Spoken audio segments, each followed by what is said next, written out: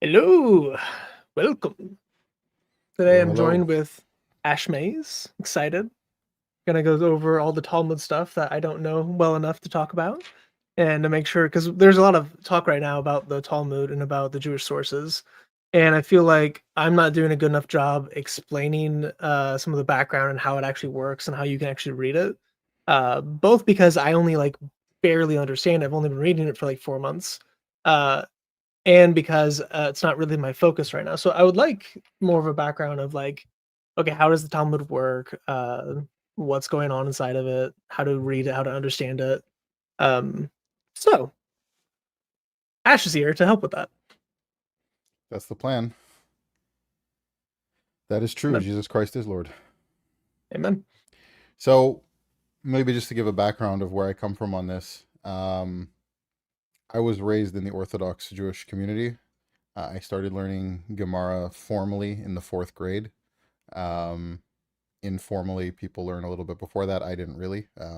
Most people don't. It's usually like specific, like rabbi sons that do that at an earlier age. But basically at around fourth grade in the Chabad world, like that age, um, sixth, seventh grade in some other like modern Orthodox communities, you'll start getting into Talmud stuff. Depends how intensely in which community. Um, but I also used to learn in my teen years. I used to go to a lot of shiurim, like a lot of classes on my own with different rabbis at the synagogue, like at shul. Yep. Between the evening prayers, like the afternoon to evening prayer, there's like a time of about an hour that you're kind of just waiting around. So a lot of people just study Torah during that time, in one form or another. Um, and I would go to like early morning classes, and I had basically 7:30 in the morning was like fixed. I would study with like the community's like head rabbi in his class that he had like 10 or 15 people that would study with him in the morning. So I would go to that. Um, and then again in the evening between the afternoon and evening prayers. But sorry, my sound is low. It sounds fine to me, but you might be able to turn it up. Maybe a little bit here. Am I on auto? Probably on auto gain, right? Yeah. I mean, do I sound low No, you sound myself? pretty. You sound fairly loud. Is it my?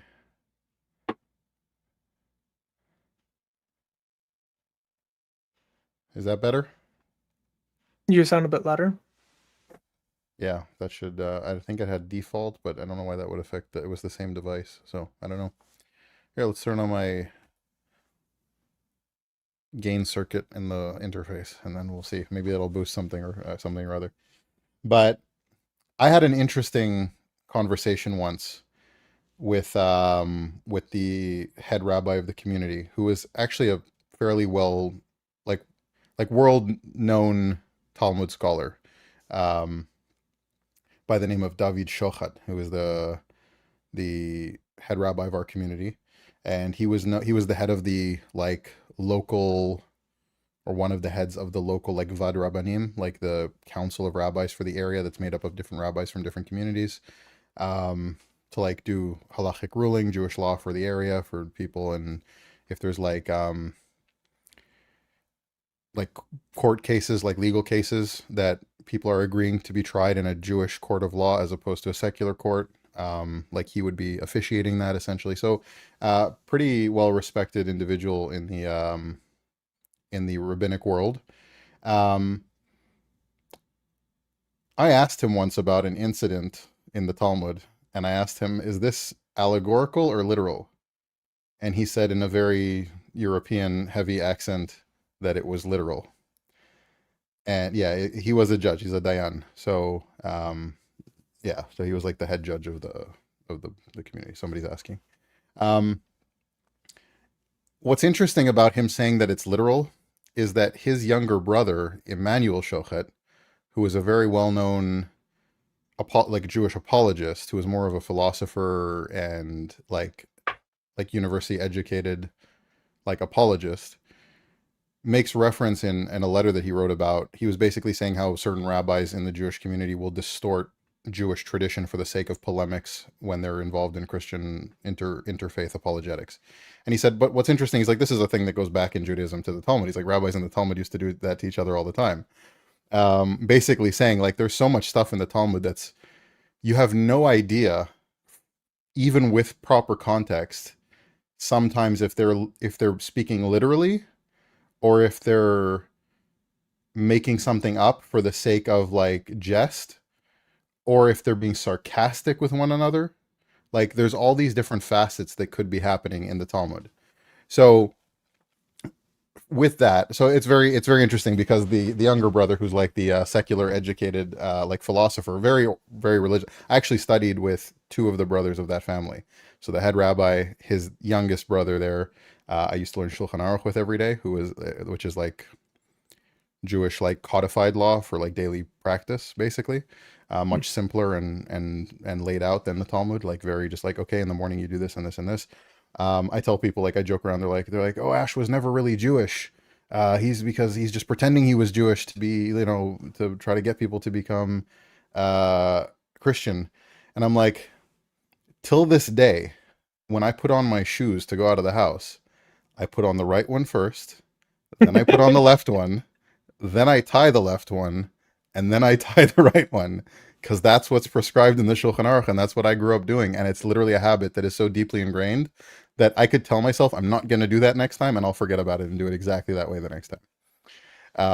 That's how Jewish I am. So basically, like I get into bed for like my hand goes to like say Shema, like it's it's like It's just still just ingrained the in me. habits It's you just have the to, habits that, like yeah. that don't go away. Like I'll be halfway through the Shema before I'm like, oh yeah, this is still a good thing to say even as a Christian. Yeah, Um, yeah. so um, so I still do that just out of habit, but then I'll remember halfway through and I'll just continue because it's biblical passage, like whatever. It's good. It's a good thing to recite. Um, but essentially, what I want to do is get into kind of a background of what the Talmud actually is, because people don't understand that, and it creates a Right. lot of situation where you have opposite ends of the spectrum, obviously saying ridiculous things about it. So you have people that are Right. like, Jews are evil because of the Talmud. And then you have the other end saying, look how brilliant Jews are because of the Talmud, which is equally ridiculous. Um, So Jewish, not Jewish. no, I am Jewish. I am, Jewish. yeah, I'm like hide in an attic because they're after me Jewish. Like, Yeah, that guy, I know him. He's half Jew, half yeah. Arab. Um, yeah, but And he's so never held to his Jewish beliefs or I backgrounds. see. But yeah, But so essentially, what the Talmud is, I just want to give maybe a background. Maybe I can actually pull it up as I have like a chart that I made for one of my videos. Maybe I can just briefly address it. yeah. While you're looking that up, I did want to mention one thing that I love so much about Jews is how much they study Scripture in their religion. Yeah. I think out of any of the religions, they probably study the most. And I wish Christians had the same ethnic studying, applying, learning, growing in the scriptures. Because most of us just don't have that. A lot of Christians have never even read the Bible, and it's quite tragic. Window. So big W for the Jews. Yeah, there's certain things that are not studied as much, and I had a friend who I grew up with who became an atheist when he was basically 12 or 13 years old, and he was an atheist until a few months ago. Um, which was shocking to me when he's like, "Yeah, I'm not an atheist anymore." I'm like, "What?" I'm like, "You were the most atheist." But he was like, I'm talking to him about like scripture stuff, and he's like, "It's like, oh, I see why we didn't ever do that in context." Like that makes sense now. Um, You do have what this did you? question about what made you convert. It was a really long and intense journey of first leaving rabbinic Judaism, which is just Judaism. I say rabbinic just to clarify that for people, but that is the only Judaism that there is, that we know of today. Um, there's like Karaite Jews, but that's something else. But it's not in the same category. Um, so I basically left Judaism, but was kind of like I still believed in the God of Judaism, like in the God of Israel, in the God of the Bible, but I didn't know what the follow through with that was. It Okay, was a so very you're never long. actually like an atheist. No, I never had an Whenever I atheist first started agnostic watching race. you, Whenever I first started watching you, you were not yet Christian and you were not Jewish. You were just in the in between phase. Yeah. So I thought you were atheist at that point in time, but that's cool that you still, even through the deconversion phase into it, you were still had faith in God. Yeah, my first videos that started taking off were like explaining how Kabbalah is not authentically biblical. Yeah, I saw that. Because that was like the first realization to me was how much of Judaism today is filtered through the lens of Kabbalah. That people are like, I don't believe in Kabbalah, and then like every Devar Torah, everything Devar Torah is like a biblical discourse that you give about the, you know, the parsha, the weekly Torah portion at the Shabbat table, like around the family, and you're eating, and somebody stops and starts to give maybe like a little homily, as it were, about the weekly portion of the Torah. How much of that is filtered through? Well, usually there's a heavy midrashic filter, because that's a fundamental part of Judaism is midrash. Like, people don't realize that they're inseparable things. But Kabbalah then becomes another filter that a lot of communities view that through. So, Right.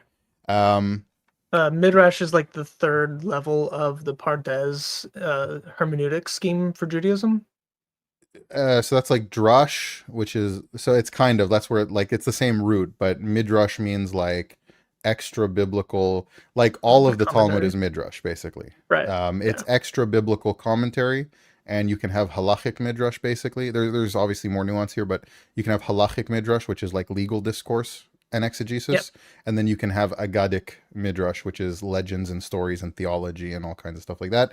The Jewish community heavily separates those two today and goes, well, the Agadic Right. Midrash is just interesting stuff to know, but the Halachic Midrash is what we really focus on. Unfortunately, the entire worldview is based on Agadic Midrashic stories that superimpose rabbis back in the Tanakh. But so you can't really separate the two, which they love to do because Midrash points to Christian theology, as I demonstrate heavily in my channel.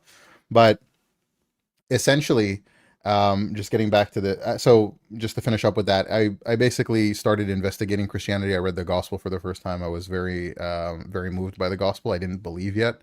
Then I came up to all kinds of contradictions and issues, still filtering it through the lens of what I knew.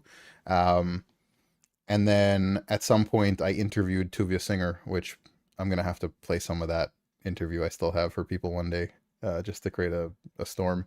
But basically, Tuvia Singer was a major catalyst in pushing me in the direction of reinvestigating Christianity after I had already dismissed it.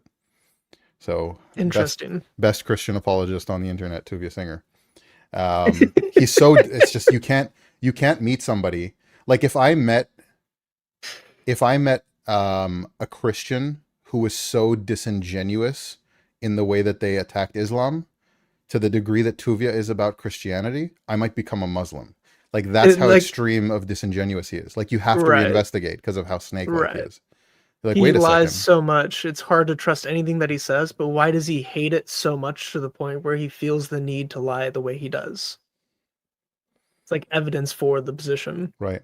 Well, I'm sitting there Irrational. talking to him like I had been interested in maybe becoming Christian, and I had already given up on the thought, and I'm asking him for his views. I'm like, what are your take on this? He didn't come up with anything particularly interesting. It's stuff that you can get from a plain reading. Like, he's not some genius about it either. Yeah.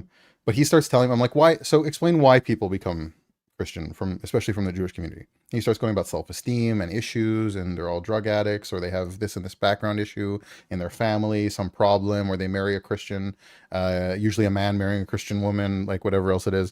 And I'm like, well, I was interested in Christianity, and none of that applies to me. Also, I have 3 friends who have become Christians, like close friends. 2 of them Catholic, and none of them have any of those issues. They're really well adjusted with like good homes, like with no issues at all. I don't know what issues you think that these people have. Since then, I've met people that actually do come from that background of like, I had a drug problem or whatever else it is nonsense that, not everyone has that issue in their life, right? So Right. I have met people who have those problems who have become Christian because Jesus saved them from that, right? That's not any less authentic, right? You'd have to dismiss King David as a fraud if that was the case, right? Right. Like, it's just ridiculous. Like, even through that. But that being said, it was the fact that I realized how disingenuous he is, that pushed me in the direction of reinvestigating. And then at some point, it was just a matter of like, there was no new argument or anything like that that convinced me. It was just a slap in the face one day of just like, Oh, wait a second. It's like I consider it like, one of those Dedoy moments where you've known something all along and you just can't put two and two together, and they're like, oh, of course that makes sense. It's like it's not new information. It's just I didn't get it before, and now suddenly you Yeah. realize. Yeah. Um, but anyways, that's the detour to that. But I'm actually going to be going on with Catholic Christian Eric. You seen his? No, I haven't seen that. So I'm gonna be going on his channel Wednesday night to talk more about like the actual conversion process and why Catholic and stuff like that. But if you're interested in seeing that as well. But so getting back to this, so we have the development of Judaism basically really starts with the destruction of the first temple, because that's when the Jews are first exiled to Babylon. They're like building communities there and so on. But then there's the return to Israel, Ezra, um, you know, Ezra, the son of God. Um, but essentially, Judaism kind of needs like reestablishing things at that point, because Ezra comes back to Israel and he's like, the heck are you guys doing? Like, this is not okay. So he has to, like, he's a saint in the Catholic Church and the Orthodox churches. He's considered a saint, and his whole thing is return of Israel to the correct worship of God, right? Right. So he reestablishes things, but there's also new customs that develop then, that are like stringencies to keep the Jewish people in line.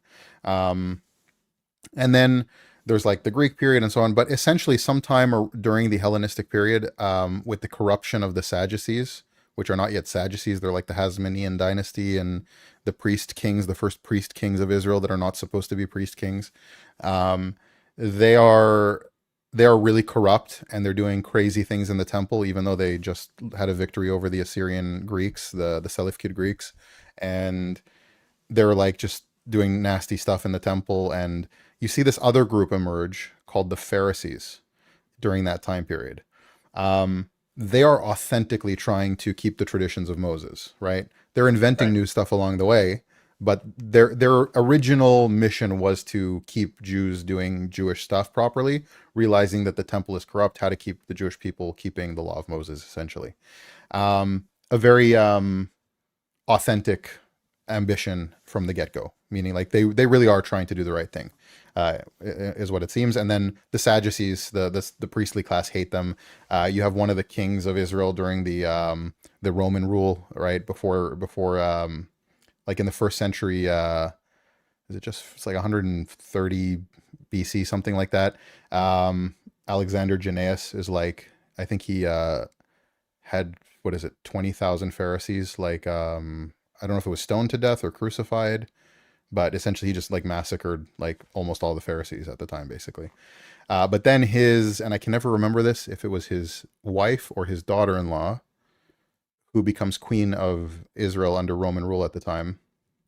And she basically decides the Pharisees are great, like they're the greatest thing ever. And she appoints like the Zugot. There's these like pairs of rabbis that are in charge of the Sanhedrin, and they're basically become a leadership class under her rule. The Pharisees become in the leadership of Israel for the first time. So sometime around like 63 BC, all the way up to 200, where you see the word Mishnah. The Mishnah is codified there. Mhm. You can see where I'm pointing, right? That's on the screen. Yeah, No, we so can't see where you're pointing. you don't see the, oh, here. Oh no, now I can. Okay, I was doing it on the wrong screen. So you have from 63, right? Under Roman control is when the Pharisees really start to emerge as like a leadership class, all the way up to the time of the Mishnah here, where the Mishnah is codified, written down. This is a time period where the rabbis are essentially, there's like the Zugot here leading up, like Hillel Shammai, but essentially the whole time period of those rabbis is called the Tanaim, which is Right. like the earliest class of rabbis that I can actually identify as like rabbinic leadership. They're still under when the Sanhedrin is functioning and can pass rulings for Jewish law. This is when the smicha, the ordination of rabbis, is still an authentic ordination that's back to Moses, which is not true, but that's like the claim about that time period. And then after that, the Sanhedrin ends. There's no more authentic Sanhedrin that can like pass rules like about capital punishment or things like that. The rabbis of the Talmud, so from about 200 AD to about 550 AD, is when the Talmud stories are all happening, conversations. Um, Essentially, during that time period, those are called the Amoraim, which is a different group of rabbis. Those are the ones who are discussing things in the Talmud.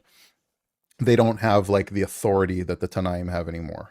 They have authority to pass Jewish rulings, but not to like codify the oral law, the tradition back to Moses.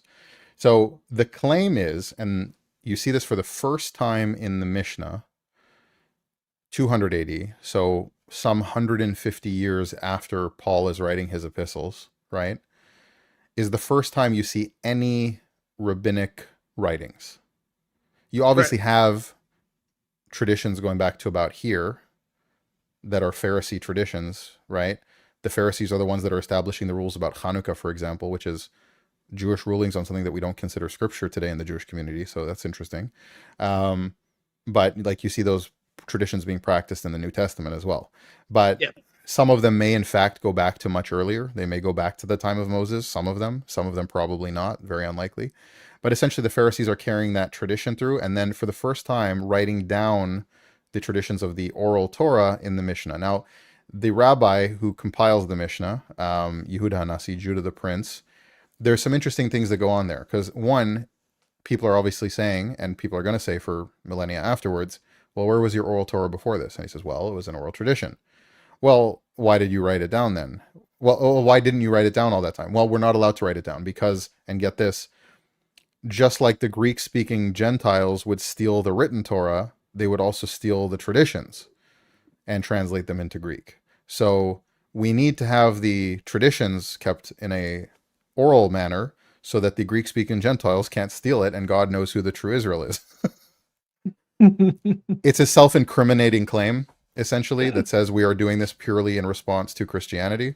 I guess they didn't realize the internet would become a thing many centuries later, and that anyone would be able to put two and two together. But that's the claim that they're making. And the claim is that the Torah was given at Sinai with the written Torah, like the actual law, and then also an oral tradition that accompanies it. And that was passed down through the Levites, through Joshua, to the men of the Great Assembly, which is here. Now, there was obviously bodies of governance of the Jewish people under this time period.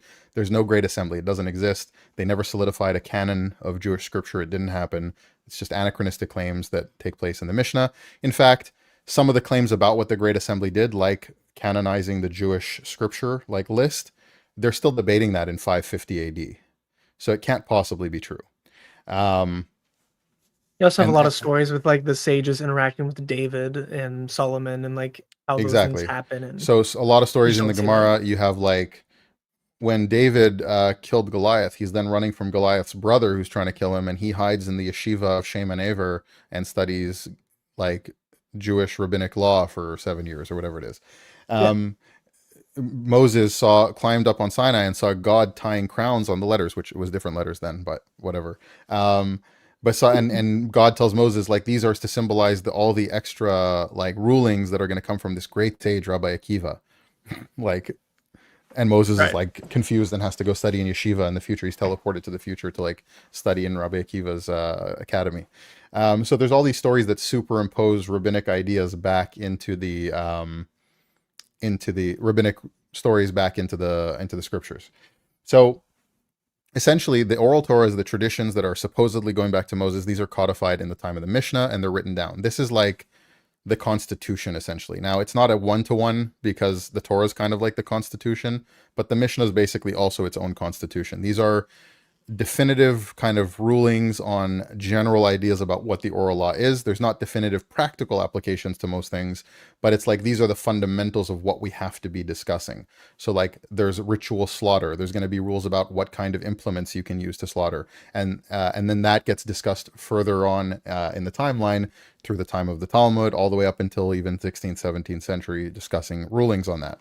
But essentially it lays the framework for there's something that needs to be done with this that we need to have a ruling on. Same for like laws of eating milk and meat together, like how you can't eat milk and meat, but what vessels can you use, what contains ritual impurity for cooking, all kinds of stuff like that. These are fundamentals laid out in the Mishnah and then discussed in the Talmud. So after the Mishnah is codified, this entire time period from about 200 till about 550. They claim it's earlier, but it's anachronistic. It has to be sometime in the 6th century that it's actually written down. This time period is where the Amoraim are discussing supposedly stories of and Mishnahs of this time period. Well, all the way back to here, basically. Like this whole time period, the rabbis of here are being talked about by the rabbis during this time period. Okay, now you'll notice there's a big wider because there's more important things here, but this is essentially the same kind of thing between the two. So the Amoraim are discussing the Mishnah. It's important to understand a few things that are going on about when the Talmud is being compiled. So it's being compiled by some rabbis in the mid 6th century. Islam is already becoming powerful in the region, just slightly after that, right? So it's hard to tell sometimes because we don't know which things were written down, because the Talmud was then edited over this time period through letters back and forth and things like that. So it's hard to tell which stuff was superimposed back. Stuff that you've brought up that's similar between the Quran and the Talmud. It's hard to say which ones were influenced by who. Did they rip off the rabbis? Did the rabbis rip off Islamic pagan stuff, or did they both rip off Babylonian paganism? It's much more likely that they both ripped off from the same Babylonian pagan sources and are all mixing at the time in that area. Keep in mind also that time period in Babylonia, there's heavy persecution of Christians under the Sassanid Empire and so on, just leading up to that for a long period of time. So there's a flourishing of like weird syncretic demonology and paganism mixed in with Jewish rabbinic tradition basically going on at the time. Right. So now we know kind of like when the Talmud kind of formulates. And something we have to understand is the Talmud was compiled in around the mid 6th century, but a lot of the stories that they're talking about, they may be written down from legends that have been passed down by the different rabbis who are talking about earlier rabbis. He said, I say in the name of so-and-so, I say in the name of so-and-so. They also might be making a lot of it up at the time they're writing it down. So it's very unclear which ones are authentic stories and which ones are being written down by them in that time period, pretending like they're earlier stories. Right. But essentially, the structure of the Talmud goes like this. There's a bunch of different tractates. Here, let me take this down now. Let me get rid of this. And let me pull up. I want to just give people a kind of like an inkling of what we're talking about here. The Talmud is what it is not. It is not a book. Right. It is not a series of books. It's a record of discussions, essentially. How do I get rid of this on this? Close that. There we go. So let me screen share.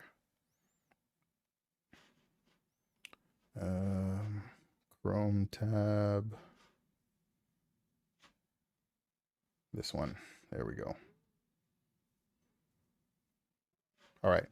So if we go to Safaria, you can find this. I think they have the Steinsaltz for most of them, which is it's a good addition if you want to see which parts are like direct translations from the Talmud and which parts are like rabbinic tradition that explains the Talmud, because the Talmud is written in Aramaic, but it's a very shorthand Aramaic, so there has to be some kind of tradition to understand how to read it. Right. They have bold in direct translation and not bold in the added material. Correct. And sorry, I'm just gonna take a drink here. That's a nice cold drink. So basically, something else to point out is that about that tradition of interpreting the Talmud, you hear this often from Orthodox Jews. Well, you don't know what you're talking about when you read this because you didn't grow up with it and you didn't learn it with like the correct context, so you can't possibly understand it at all. Nobody who's a Gentile could ever understand the Talmud. One, the Steinsaltz does a very good job of explaining, so anyone can read it, basically. You might be missing some context of like tradition and culture and how people perceive it, but you can read it and understand it fairly clearly. The other thing is, There's been a lot of Jews that converted to Christianity over the years that were scholars of the Talmud and understood it very well, and they passed on quite a bit of the information. So there is a culture of understanding amongst scholars in the church as well, who actually know how to read the Talmud and understand it. So that's something interesting. Now, you'll see there's a bunch of things called tractates, right? Each corresponding, sections of them rather, corresponding to parts of the Mishnah, and related to that, and then much broader in terms of what it covers. So you have a tractate on the Sabbath, right? You have a tractate on Pesach, on the holiday of Passover. You have one on Sukkot, on the holiday of Tabernacles. You have one on fasting. You have one on laws of writing scrolls, for example. You have one on, here, let's go down. You have one on Jewish marriage contracts. You have on divorces. You have on marriage itself, like the actual sanctity of marriage and so on. You have damages, found objects, like there's an entire tractate on like finding things and who you have to give it back to, and borrowing stuff, and when you have to return things, and how long you can have something for that belongs to somebody else. When does it become yours if they've abandoned it? Like massive things just on the topic of like what you do with other people's property in your possession, basically. You have Sanhedrin, which is on the Jewish court system, right? So you have all these like massive books compiling conversations, and they're not in any kind of chronological order. So you could have a rabbi discussing something about the judicial system in Sanhedrin, and then you can have something about damages in Bava Kama, and that conversation took place one day after the other. And so Right. they're just divided into the tractates of what topic they apply to. So one of the famous things is that story about the 3-year-old girl and how disgusting Jews are, and they don't condemn this. They look, it's right there, and they don't condemn it. It's like it's already discussed elsewhere, right? Even the idea of marrying off a daughter who's of marriage age, but not necessarily old enough to consent fully and understand what she's getting into, that's really frowned upon, even by rabbis in a time period where nobody else would frown upon that. They Right. So like a that 14-year-old, for example, they're saying that a would be frowned 14, upon. 15-year-old girl, if she does not want to marry the man, it's a bad thing to force her into that marriage. Right. Let Even though alone a 12 and a girl who's half is 3 the years age old. of marriage. Exactly. Let alone a 3-year-old girl, which is completely prohibited. So that ruling was about protecting the value of the 3-year-old girl in her future marriage contract. It's not permitting abuse of 3-year-old children. It's already discussed elsewhere in the applicable topic of marriage law. This is contracts. This is about marriage law. This is about, are you allowed to marry off young girls, which you're not allowed to do. In fact, one rabbi goes as far as to say, if you marry off a girl who doesn't want to marry the man that you're setting her up with, and you force her into that marriage, you're bringing a curse upon your family for generations. So that it's really important to understand the context of what's being discussed when. That being said, the Talmud is a wacky, wacky rabbit hole. I'm gonna say they go off topic a lot. They go off topic a Like lot. There's a lot of stuff mixed into legal discussion that has nothing to do. And I want to give an example of the tangents that people can go on here, and where you get like a random thing that looks really odd, and understand how they got to that topic. Okay. So I want to open up Bava Kama, which is on damages, and 16a. Is it 16? I haven't learned this in so many years. It's got to be, I know in the Hebrew letters. 16a, Okay. 18. Actually, it looks If like you're it's looking Yud Tet, I for- think, or Yud Chet, but not used to it in. Okay. So I'm just gonna scroll through till I find it. Okay. So if it is on the bordellas, it's on 19. the 5. It starts with the 5 animals that cause damages, and Yeah, whether that's or not 19. I So don't if you think scroll it's- down a bit more. I don't think it's 19, like paragraph 19. It's Yeah, so no, weird for me paragraph because 19. there's no paragraphs in the Talmud.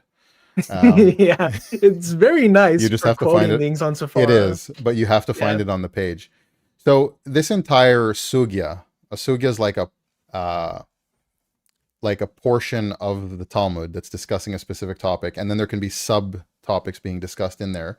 It usually starts with a Mishnah, which is a portion of the Mishnah that's being discussed, and then it goes into the Gemara, which is the rabbis of the Talmud essentially discussing that Mishnah, and then people will bring up things that are called Baraita, which is an orally passed down Mishnah era. So it has the weight of the Mishnah in terms of like if a rabbi can produce a Baraita to support his position, even if it's not in the Mishnah, it's valid because it's from an earlier Tanaic rabbi essentially. And so there's backs and forths, and one rabbi will say, well, I think it's this way, I think it's that way. And this whole method of dialectic in the Talmud is called shakla v'tarya, which means like a give and take kind of. And the point is to go to extremes of thought and kind of work out what the logic is. So you'll have people say the craziest things, but then you'll have times where there's no dialectic and they're still saying crazy stuff. So essentially this portion of the Talmud, and I honestly think like this is the thing that I brought up with that rabbi, is this literal or not? So for people that were asking earlier, I was getting to it. Yeah, we had that one question of do you remember what the question was? So it was the hyena thing? It was about the hyena thing. Okay. And I challenged the rabbi, and he kind of got upset with me because I'm like, we have hyenas in captivity. Like we can test this theory. Yeah. So I don't know why we would think this is true, but essentially there's a group of animals that's given as categories prior, where it's way above. Yeah. The initial. I think it was right there. No, it's further up. Essentially,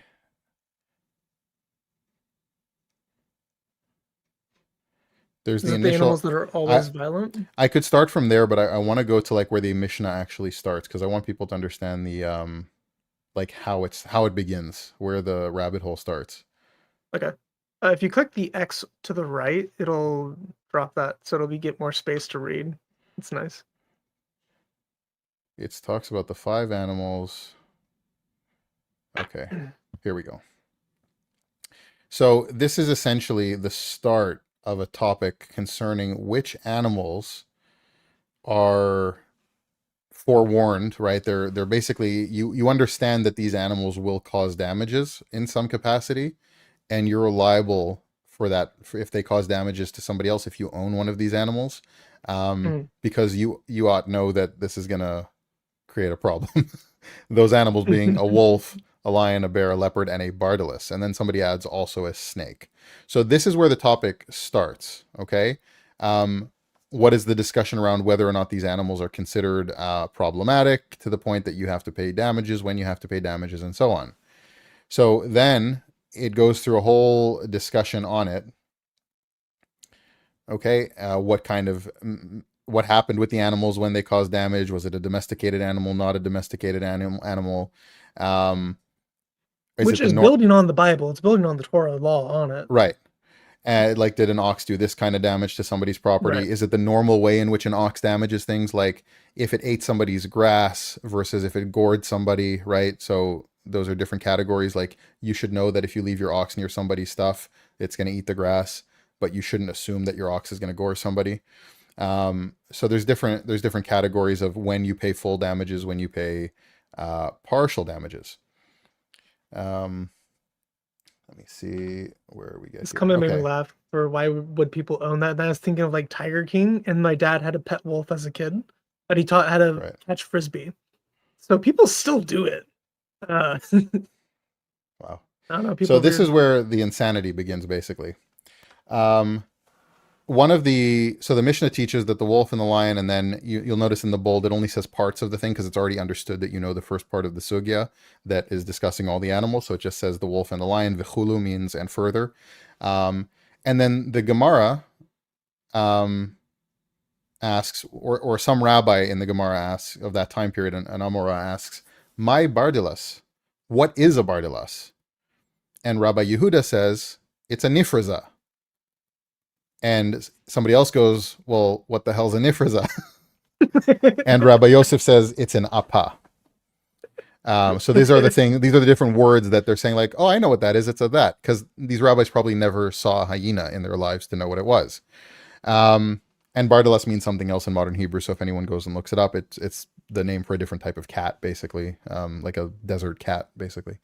So Rabbi Meir like says that it's a tzavoa, which is like the word for hyena that everyone's getting. And then Rabbi Eliezer also says it's a snake, and somebody always keeps it. And also, don't forget the snake.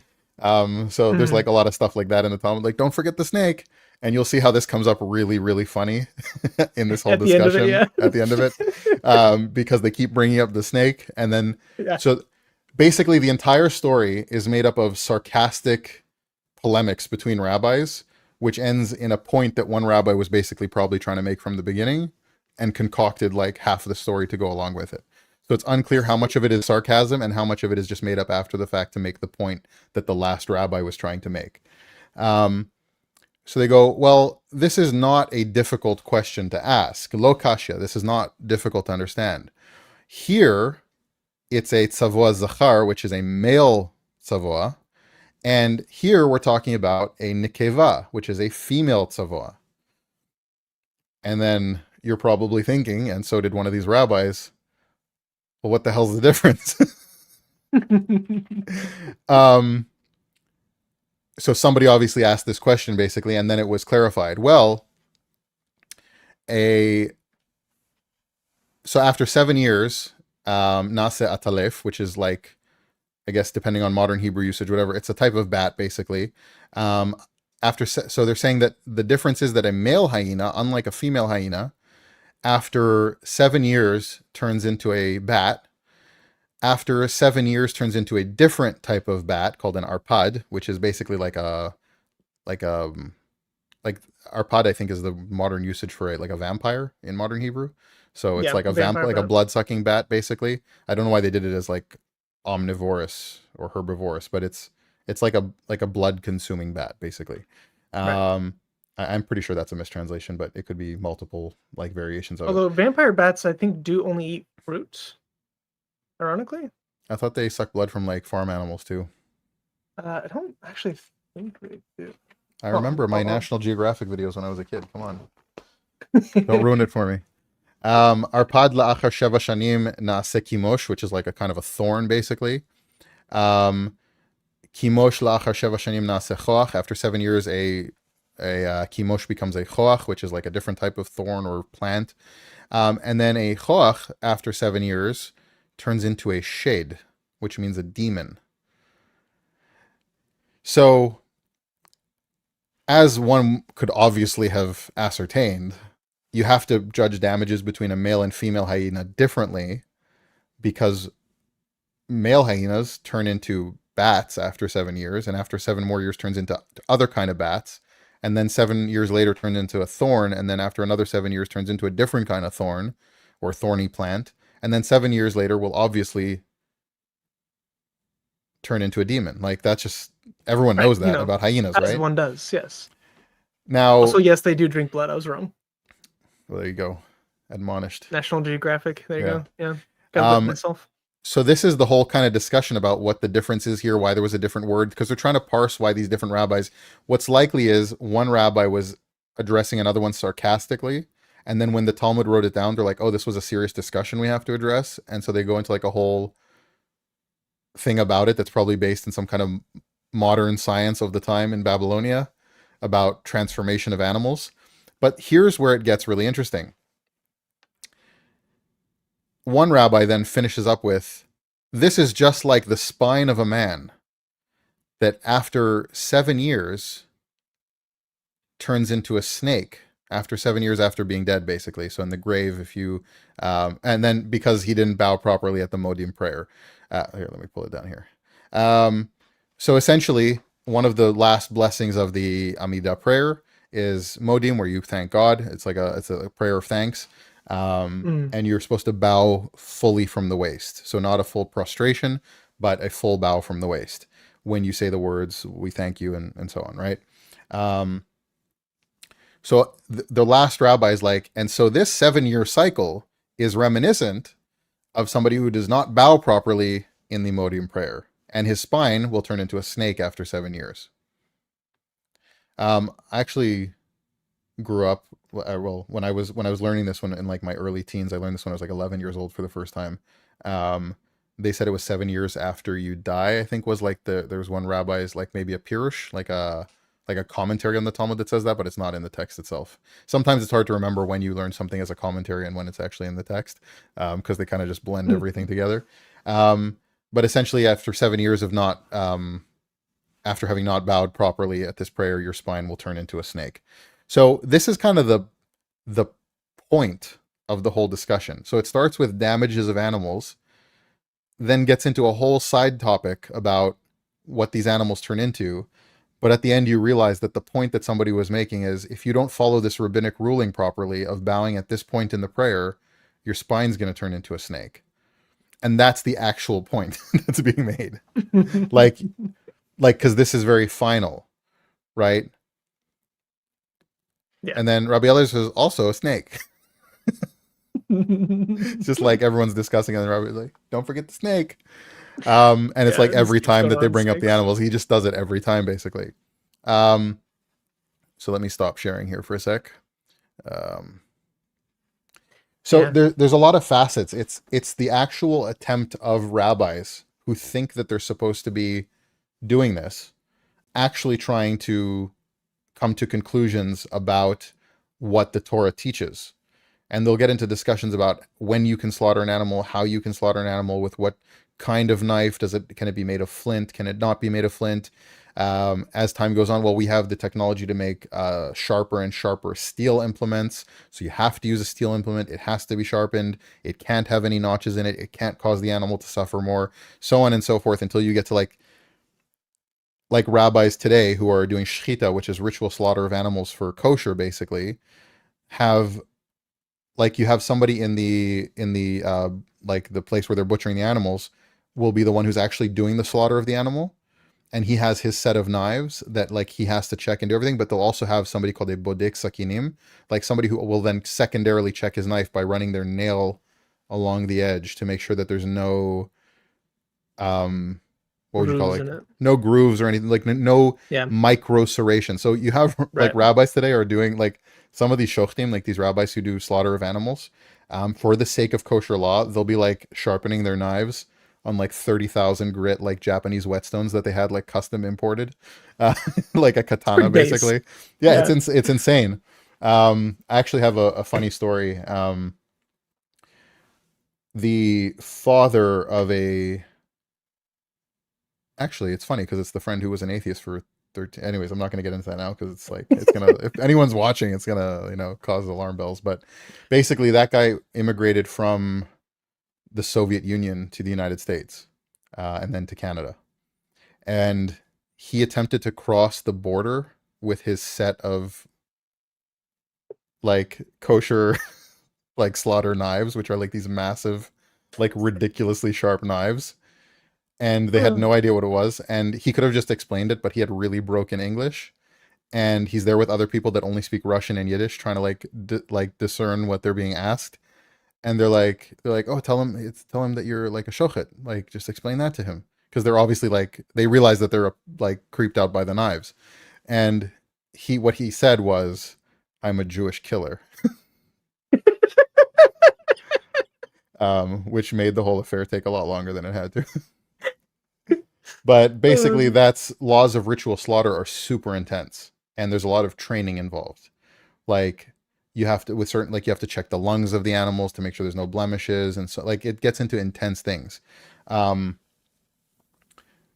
I have a family member once told me off for eating a cookie that had dairy in it like an hour after I had eaten chicken. So the thought process here starts with the Bible saying don't cook a goat in the milk of its mother, which then becomes don't cook any domesticated animal in the milk of its mother, which then becomes don't cook any domesticated animal in any milk of any other domesticated animal, which then becomes don't put them near each other, touch them to each other, look at them together, like if they go on the same surface, which then becomes, well, we can't have chicken and meat together either, because somebody might see you eating chicken and not know that you're eating chicken. They'll assume you're eating meat and milk together, like domesticated, like it's behema instead of an oaf, like it's an animal instead of a bird, basically a mammal instead of a bird. and so they might get confused. So we're going to rule that out, so nobody gets confused between to think that they could eat milk and meat together. Um, and then from there, it's like, well, you have to wait. Like in the time of the Talmud, the rabbis, after eating meat, like a meat meal, would make a separation, but they would basically do the Birkat Hamazon, like they would say the final prayer after, like grace after meal, basically it's called. Um, so there's like a prayer that's a like it's one of the few like how do I put it? Like codified prayers that you have to say. Like you have like this is one that's not optional. It's not a is the grace after meals basically if you've had a meal with bread and like a full meal and everything. Um, exactly. You know, chicken parm is the first not kosher thing I ever ate. Really? That's so I was a chef for a long time, It was and good that is too. my specialty. It's what I focus on. So I make chicken parm and garlic risotto. Fantastic. That's the first meal I cook for anyone who comes into my home.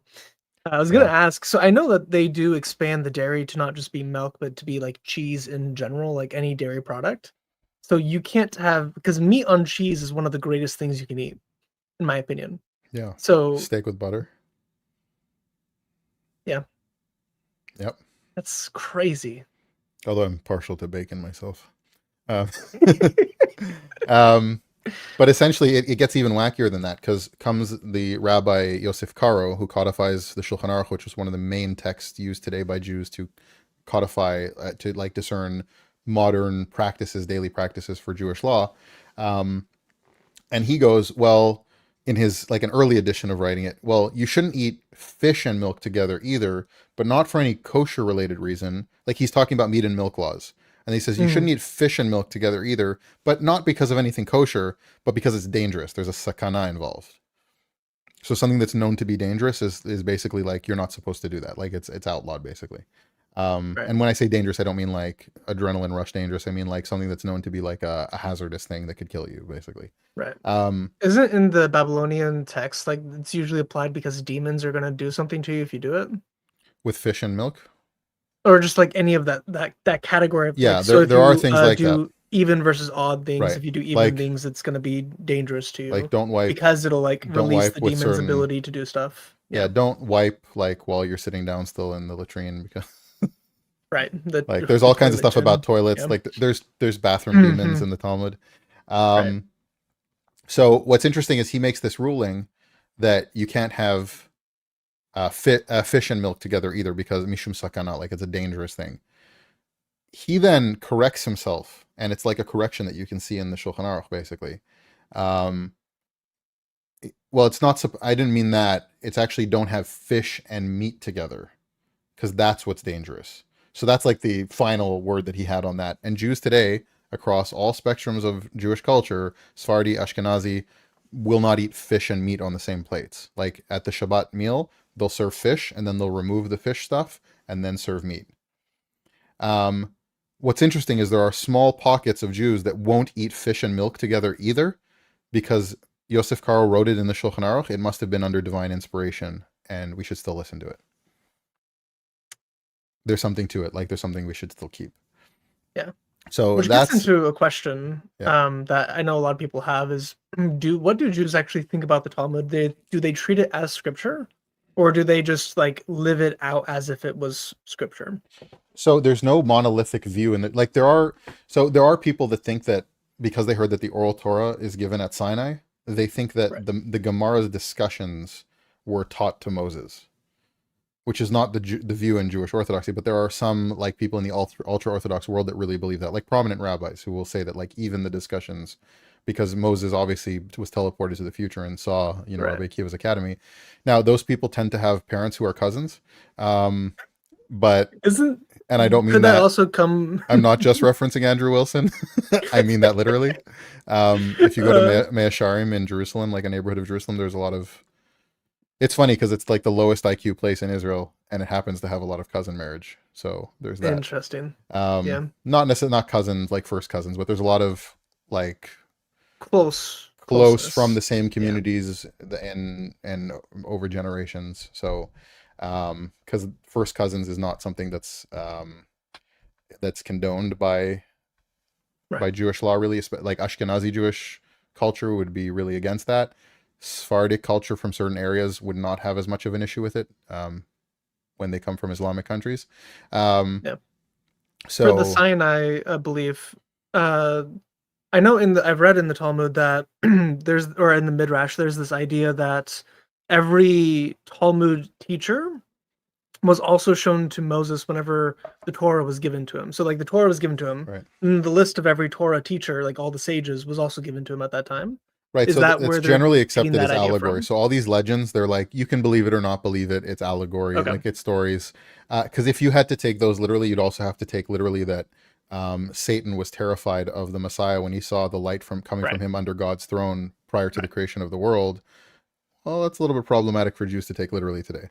Yeah. That the And the Messiah mountain was being lifted with above God's them, and throne. then yeah. Right. Or the name of the Messiah is like eternal and all that stuff. Well, that's only one of them, and that's not even the most like explicit. Like I had debates with people on my stream, and they were like, "Well, you quoted," and people are going, like, "Which midrash did he quote?" Oh, he was midrash Tanchuma. No, he was talking about in Talmud over here. I know and none of them got it right. And they were like, "You see, you're being dishonest because it says that the heavens were created all like Gan Eden, like Eden was created before, and the Torah was created before." I'm like, "Well, also, if we say the Torah was eternal with God, then you still have a problem." But that wasn't even the midrash I was quoting. I was quoting one that said, before the creation of the world, the Messiah was told that he would suffer for the sins of Israel, and he willingly accepted upon himself. And he tries to say, no, I don't want that burden, and then he accepts the burden on himself if it will save Isn't even that one Jew. Which Bereshit is literally Rabbah? no, it's Pesikta Rabati. Oh, okay. So it's literally like a one-to-one of Jesus in Gethsemane. Yeah. Like, if this cup passed from me, and then like accepting the burden of being crucified, basically, for the sins of Israel. It's literally I don't like. There's no. I haven't even addressed it yet because I'm like, how do I come at this with like the best possible like punch? But what's more interesting about that is Satan, who's just a tool that God uses to have free will in the world according to modern Jewish thought. Satan is evil in that narrative and is terrified of the Messiah when he sees him. Like he says to God, "What's that light coming from your throne?" And he says, "This is the Messiah that's gonna like save Israel." And Satan's like, "Oh shit," and he's like terrified of the light. That's So interesting. it's So the way I've it's seen it translated on Sephara is that it was the light of the Messiah under the throne, not the Messiah himself. well, it's I don't know. It could be the light of the Messiah, but when it says the light of the Messiah, you'd assume the Messiah is there, right?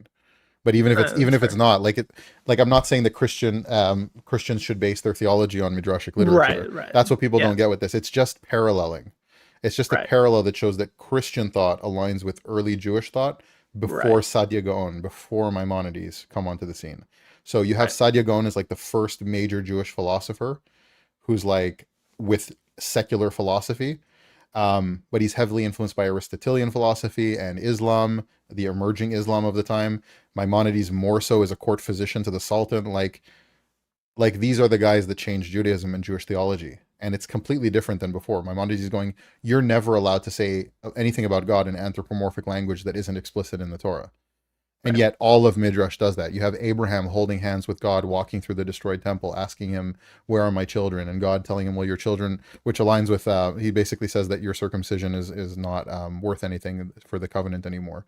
For Paul's Quote, writings, yeah, right.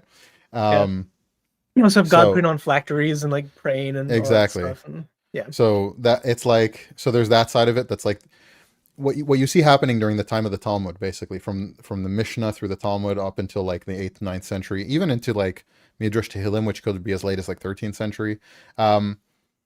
You have a lot of times where rabbis understand Christianity, and so they're polemicizing things, but then you have rabbis that have no idea the first thing about Christianity, and they're just basically saying Jewish thought, and they're citing things that sound Christian because they don't know any better. They don't know yet to polemicize it.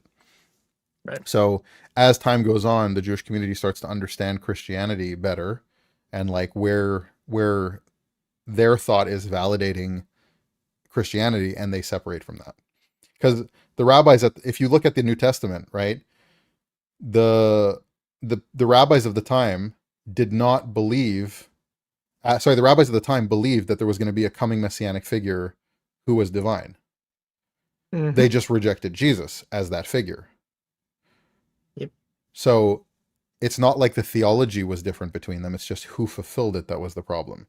Then later on, because Jesus so clearly fulfilled it, they had to start polemicizing it to retain power, to retain control, to retain Jewishness as a separate identity. And that develops over the course of the Talmud. You have laws being passed about who you can interact with, who you can eat bread with, right? There's rulings passed about bread. You're not allowed to break bread with idolaters, and people from Christian communities fall under this category, even though there's no idols involved. It's like the polemics become much stronger as time goes on. And to this point, the Jewish community, and this is why I tell people, like, don't attack Jews for rejecting Jesus today. You should evangelize them. You should educate them. They're not doing something wrong and like morally wrong. They don't understand. They're fully inoculated against Christianity. The lens Right. that they've been given from early childhood is designed to stop them becoming Christian. So in Israel, when I stopped being religious, nobody had a problem with it. When I stopped keeping kosher, nobody had a problem with it. Right? I was doing security in East Jerusalem, and on Passover, you can't. There's nowhere to buy flour in Jerusalem on Right. Passover. So I went to like one of the Arab shops in East Jerusalem and bought flour there because they still sell flour. They don't keep Passover. And a guy I was working with is like, "Can you keep it in like a closed bag and like just not get flour and like here where we're because they don't want chametz like leaven bread basically." Right. Um, like it's not like you have to do it like they're whatever like you do you, right? And then one of the guys who knew that I was very religious before, so I wasn't just I was very serious about being religious, um like I took that very seriously. I was the gabbai of my synagogue, which means I was responsible for like making sure the prayer service was set up, that we had somebody to be the shliach tzibur, like who's going to lead the prayers, calling people up to the Torah, like that was my role. um I would also read from the Torah when the regular reader wasn't there or couldn't or whatever it is. Um, so nobody had an issue with that. And then one of the guys is like, "So what do you believe in now? Like that you're not religious anymore?" And I was joking with everyone at work, being like, "Oh, I'm a Buddhist now." And they're like, "Oh, what is that?" And I'm like explaining, like I knew a lot about religion, like world religions, basically. And I was Yeah. explaining Buddhism to them. And one of the guys who wasn't religious had actually gone after his army service and spent a lot of time in India and was actually a Buddhist. And he's like trying to get into conversations with me about Buddhism, and I'm like, "Bro, I'm not actually Buddhist." But people were like, "Oh," like I explained to them, and they're like, "Oh, okay." And I even went as far as to be like, "Yeah, and we have little statues of a little fat Buddha, and we pray to the statue of Buddha and stuff like that." And they're like, "Okay, that's fine. Like you do you. Like that's pretty weird, but whatever." They had no problem with the idea that I would be a Buddhist and like literally have idols in my Yeah. home. Like it didn't bother them at all. Yeah. Um, Now, as a Christian, non-stop, "You're crazy, you're an idolater, you must have gone insane." My my wife studied at a prestigious school for religious women, basically young women. They call it seminary, but it's basically a girls' yeshiva essentially. Um, she studied at a prestigious Jewish religious school in Jerusalem. My wife is also comes from an Orthodox Jewish background. Um, People are like, "Oh, he must have married like a Catholic, and so he's now like involved, and his wife is like forcing him to do this." I'm like, no, actually, I was the one who first read like brought her, like convinced her to read the gospel. Actually, it's nothing to do with that. But that's the approach, right? Because the Jewish community is like, if it's Christian, no way. Like that's the one thing you can't be. You can become Muslim, you can become Buddhist, you can be an atheist. Although I did get a comment on a video recently, somebody saying, "Well, at least you didn't become an atheist." I was like, "Oh, that's refreshing." That was nice. But I've had people like slandering me, like making like people. Somebody posted, I called this back in 2020, and this is a guy who lives in Toronto, where I was originally from. Um, he's like, "I remember back in 2020, Asher was like." He forgets, like he doesn't remember that I was like immigrated to Israel and was in the army there, and like I was never in Canada for my adult life. Like he doesn't put two and two together because he's like a recluse. But um, he's like, "I saw Ash in 2020, and he was like starting to get very overweight, and he had all these health issues. And I saw him with like a bag full of burgers from the local kosher restaurant, and he was stuffing his face, and he was becoming more unhealthy, and he's obviously become insane. Like this whole like made up story. And I didn't live in Canada in 2020. That was during COVID.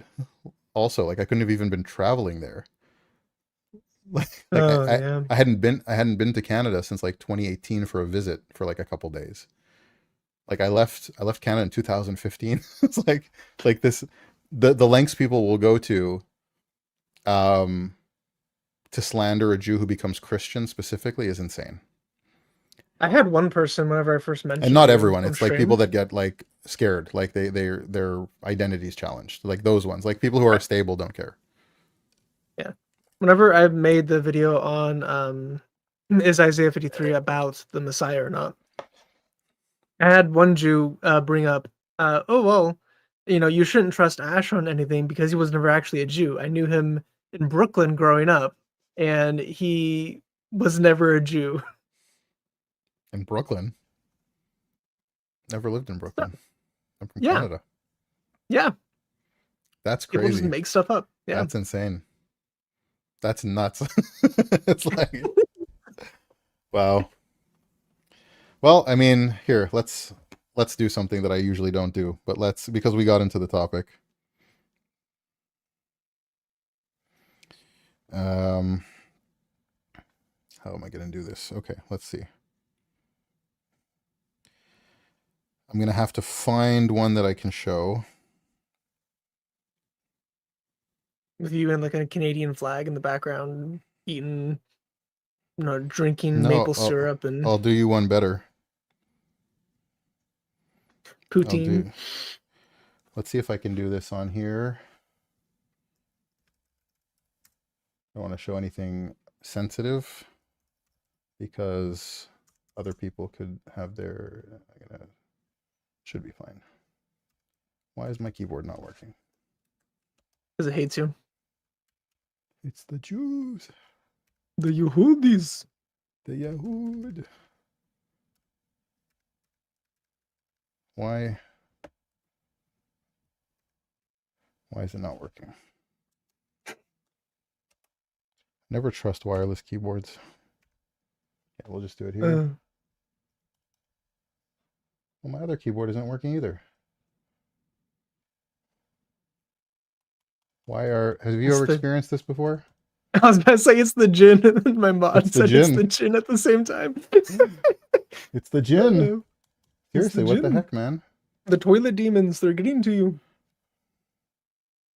You didn't face north to north south whenever you pooped. Oh, there we go. Why is it No, only on that screen that it's not working? Oh, is it because I'm sharing it still? No, I'm not sharing it. no. Oh, there we go. Nope, on this screen it doesn't work for some reason. That's very odd. Okay. Let's see if I can find a good one. Hello, brother.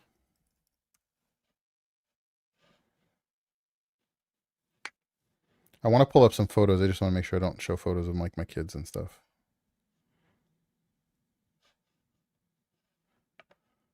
Here we go.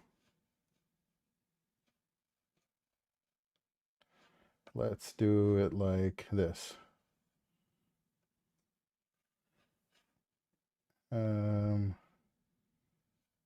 If I share,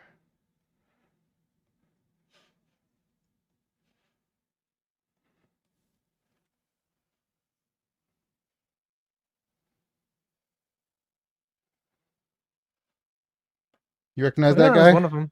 Yeah. He also said that you never served in the IDF. I was like, I'm pretty sure he did. That looks like me in the IDF Yeah. after a major training mission. Okay, let's stop sharing for a sec because I want to make sure. Yeah. I'm gonna go find another one here.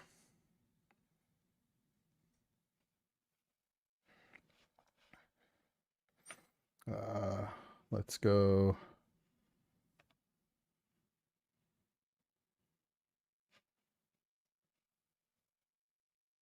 Let's do this one.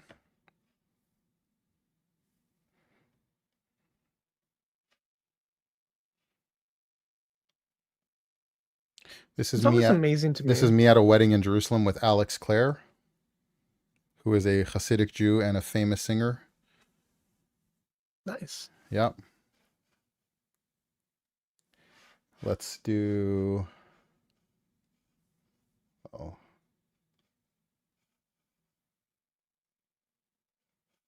Not that's sure which one of fine. these is for, but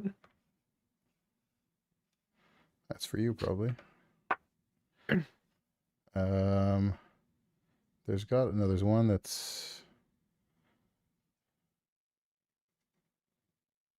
it's amazing the lengths people will go to lie about people just to try to discredit them.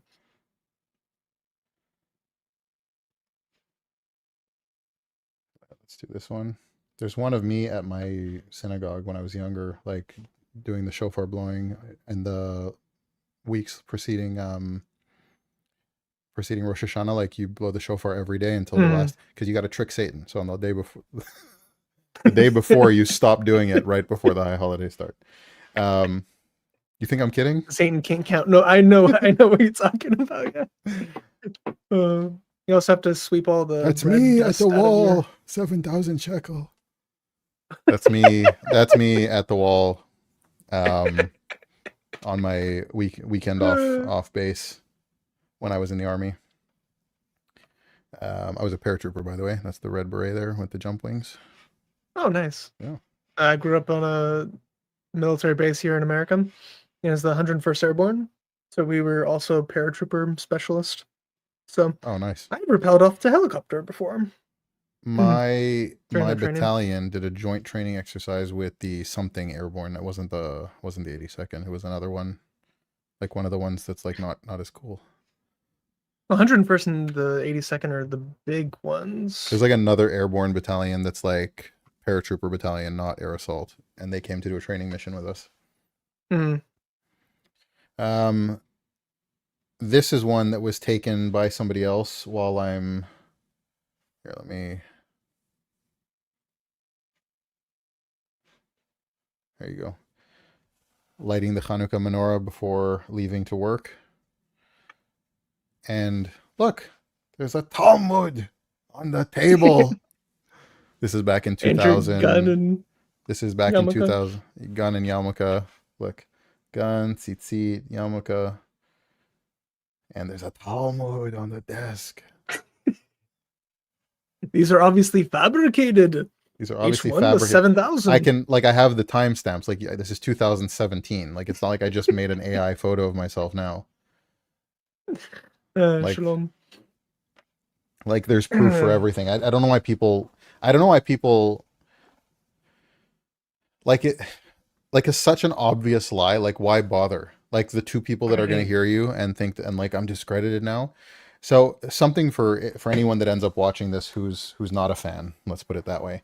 Sorry, I'm just going to adjust my chair. If you hear squeaking, it's a leather chair. Fake leather. But what was I going to say? Discrediting you, the two people who were not fans. Yeah, I totally lost my train of thought there. That's fine. But yeah, it just doesn't make sense. It's like it's so verifiably, like I can verify everything. But what I had a struggle with this, and I talked to somebody who's like a mentor basically recently, because I'm like, what's funny is somebody called me a Judaizer for like defending like Jews about the Talmud. And I was like, I'm like, I have a struggle daily not to be totally black-pilled about Jews and not to like despise my fellow Jews because I know too much, because I'm attacked by people all the time. Like I had a real struggle where I was asking, because of everything that happened with my channel, and I was asking somebody who's like a spiritual mentor now, like, should I just come out with everything? Like, should I just come out with everything? Like all the skeletons in the closet, all the dirty laundry, everything? Jewish community, Israel, everything. You want, do they want that? Is that what they're waiting for? Because I got receipts. It's not going to look good. And it's the truth is it's not all Jews and it's not the whole Jewish community, but I have enough that it would look very, very bad. I'm like, is it not time? Like they're attacking me for spreading my faith in a very Right. peaceful and respectful manner. And it occurred to me that that's not the right approach because after the thing happened with my channel, I was getting emails from people. It would have been nice if people sent some of those emails before, but um, people going, I almost converted to Judaism until I discovered your content. Like 5 different people. Mm. I got an email from somebody who was born into a Christian family in the United States and became a Hasidic Jew and was in the Hasidic community for 35 years and is now coordinating their leave from Judaism back to Christianity. 2 different friends who have been atheists for over almost 20 years with each, who are now coming to faith in Jesus. And I'm like, I didn't know that. Like, I didn't know that that was the effect. Because I had said to my wife, like, oh, the channel, the issue, like, maybe I'll just give it up. But like now, maybe it's just a sign I should just like move on to other things. And she's like, no, that's probably not what the message is. maybe you just need to be, maybe you need to be bolder about evangelizing. Because somebody said, Ash is I'm glad his channel's down because he's the most aggressive Christian evangelist on the internet. Like he's the most aggressive missionary. Like, I don't think to my fault, I don't think I preached the gospel once. Like, I don't think they did that That's once. that's an insane claim. To make the claim that of like Trent Horn and Andrew Wilson. well, Like I'm saying there's like Christian apologists, not necessarily right, political yeah. commentators, but like Right. Trent Horn, Anthony Rogers, David Wood, Sam Shamoon, like of all the people that you could go to as either the Yeah. most effective or the most aggressive Christian apologists, I don't fall anywhere close to that. I don't know enough about Christianity to be that. I'm not educated enough on patristics, on church doctrine, on debates between Protestants and Catholics. I don't have the background to be that person. I don't understand those things enough. I understand enough to know where I fall in that spectrum as to coming to my own faith. I can understand the arguments presented to me and go, yeah, I think I should be Catholic. I don't know enough to articulate that properly to be an apologist for any branch of Christianity. I can express why I think I should be Catholic. I don't know enough to be an apologist. Um, and so the claim that I'm the most aggressive missionary on the internet, that what they mean is effective at convincing Jews that Judaism is false. Mm-hmm. That's what they mean. Because the total, I think, of people that have sent me emails or reached out or in some capacity to say either I was about to leave Christianity and I didn't, or I was about to become a Jew and I didn't, or become a Jew, whatever the heck that means. Or I was in the Orthodox Jewish world and went back to Christianity thanks to you. Like I have to tell all these people like that's God doing that for you. I'm just like the mouthpiece here for for this particular niche topic. Um, but I didn't know before that I could convince anyone of anything. I'm just talking. Like I'm just Right. saying things that I think are true about these topics. I'm presenting it in an interesting way. I didn't realize how effective it was.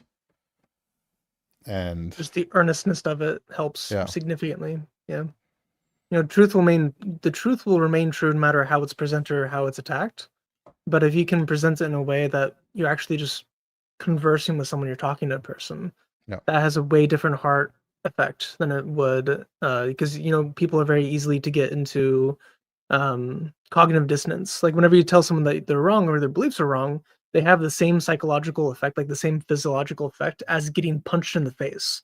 yeah. So to avoid the face punching, just like talking about your own experiences, your own beliefs, your own knowledge on it, that will help pass the barriers that they have, and the Holy Spirit can use that to really reach people's hearts. And I think you're really, really good at that. I didn't like. I had no idea that it was that effective. Because I knew that for me, the thing that was the block for Christianity was even after I was not in the Jewish community anymore, I was not participating in Jewish culture and custom. I was still viewing things through that lens. Once I realized that everything in that lens is a distortion of some kind, take off the glasses, put on the new pair, and go, oh, that makes sense. And the new pair is just a clean, properly formulated lens, right? The old pair was broken and, covered in grime. And so, yeah, I'm like, oh, that worked for me. That's going to work for people. Like, that'll help. So, I learned along the way about how to debate atheism a little bit, which is really interesting, but it's not my like main thing. It's like, do you believe that the Bible is true? Okay, let's start from that point. Let's go from there. If you want, we could go to another Talmud piece just to get back to the main topic. Sure. Let's see. I think that was pretty edifying for people as well. So, but if you want to bring up another example of do this strange, wacky things, or like I want to bring up something really interesting in Tractate Sanhedrin. Okay. I forget where exactly it is. Again, like some of this stuff is like I learned in like 2013, and yeah, in like one cycle of learning it, and then briefly readdressed it and like found it and like going over it again. I've read most of Sanhedrin recently, so if you bring up the topic, read most I might of know Sanhedrin? where it is. Yeah. What the heck? So most of my reading has been Sanhedrin, Rosh Hashanah, and Sanhedrin's heavy. Really, it's painful. Sanhedrin is really heavy. It's long. It's very long. There's parts of it that are really funny. Parts of it that would like, oh yeah, that's good. I agree with that. Then parts of them like, what in the world are they on about? If we go to somewhere in Kuf Aleph, something that's loading really slow for some reason. I want to parallel some things to the New Testament for you. You're going to find really interesting. Here we go. I'm just going to find it. Okay. There's basically a discussion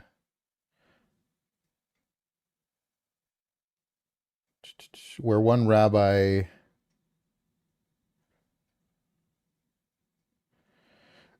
so one of the rabbis is talking to students about these precious jewels and how big they are and whatever. And check this out. Here, let's share.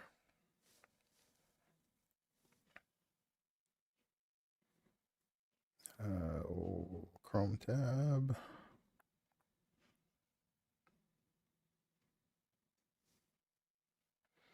Okay. So you have this conversation. The rabbi's teaching his students something about these jewels and so on. And here, let's just read it in English here. So let's just read through, because this is less about understanding the Talmud, more about the parallel of something really interesting to the New Testament. So sometimes later that student's ship set sail at sea. He saw the ministering angels cutting precious stones that size, and he said to the angels, "For whom are these stones?"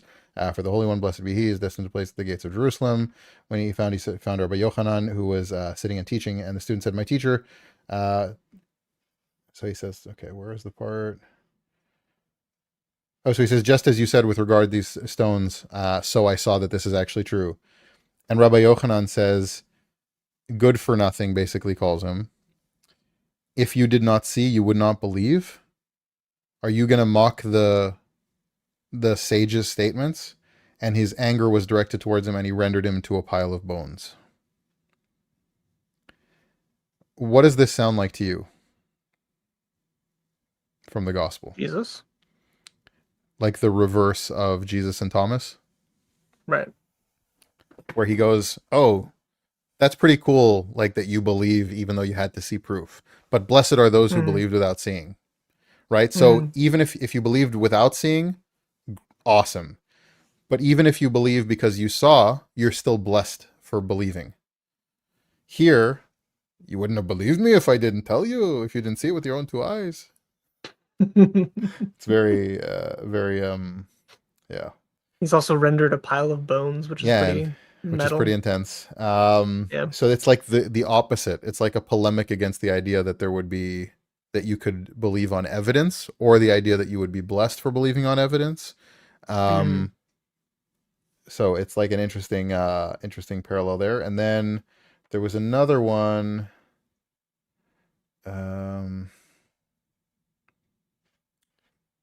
Where is it?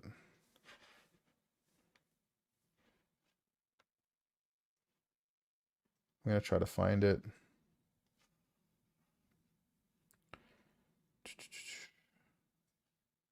Okay, I have it written down somewhere.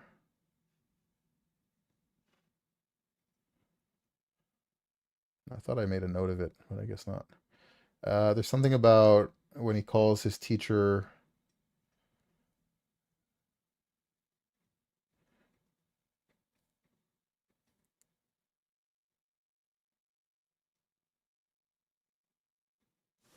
Yeah, let's just search. The word search. Yeah, because it's literally just the word rabbi. Here we go. So they're referring to an epikoros, which is a Atheist? heretic basically.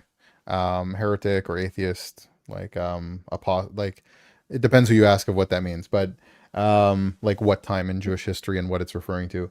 But he Interesting. I've only calls ever heard it be called the Epicurean, which the context I had learned was that it was just an atheist. The heretic was the different words like a like minim, kafir and kofar and minim. minim. But Yeah. so depending on, that's what I'm saying, like modern context, and epikoros could be like somebody who's like turns away from Judaism in any capacity, basically. Okay.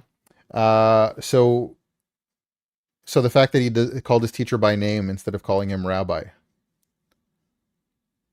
was like a really, really big deal.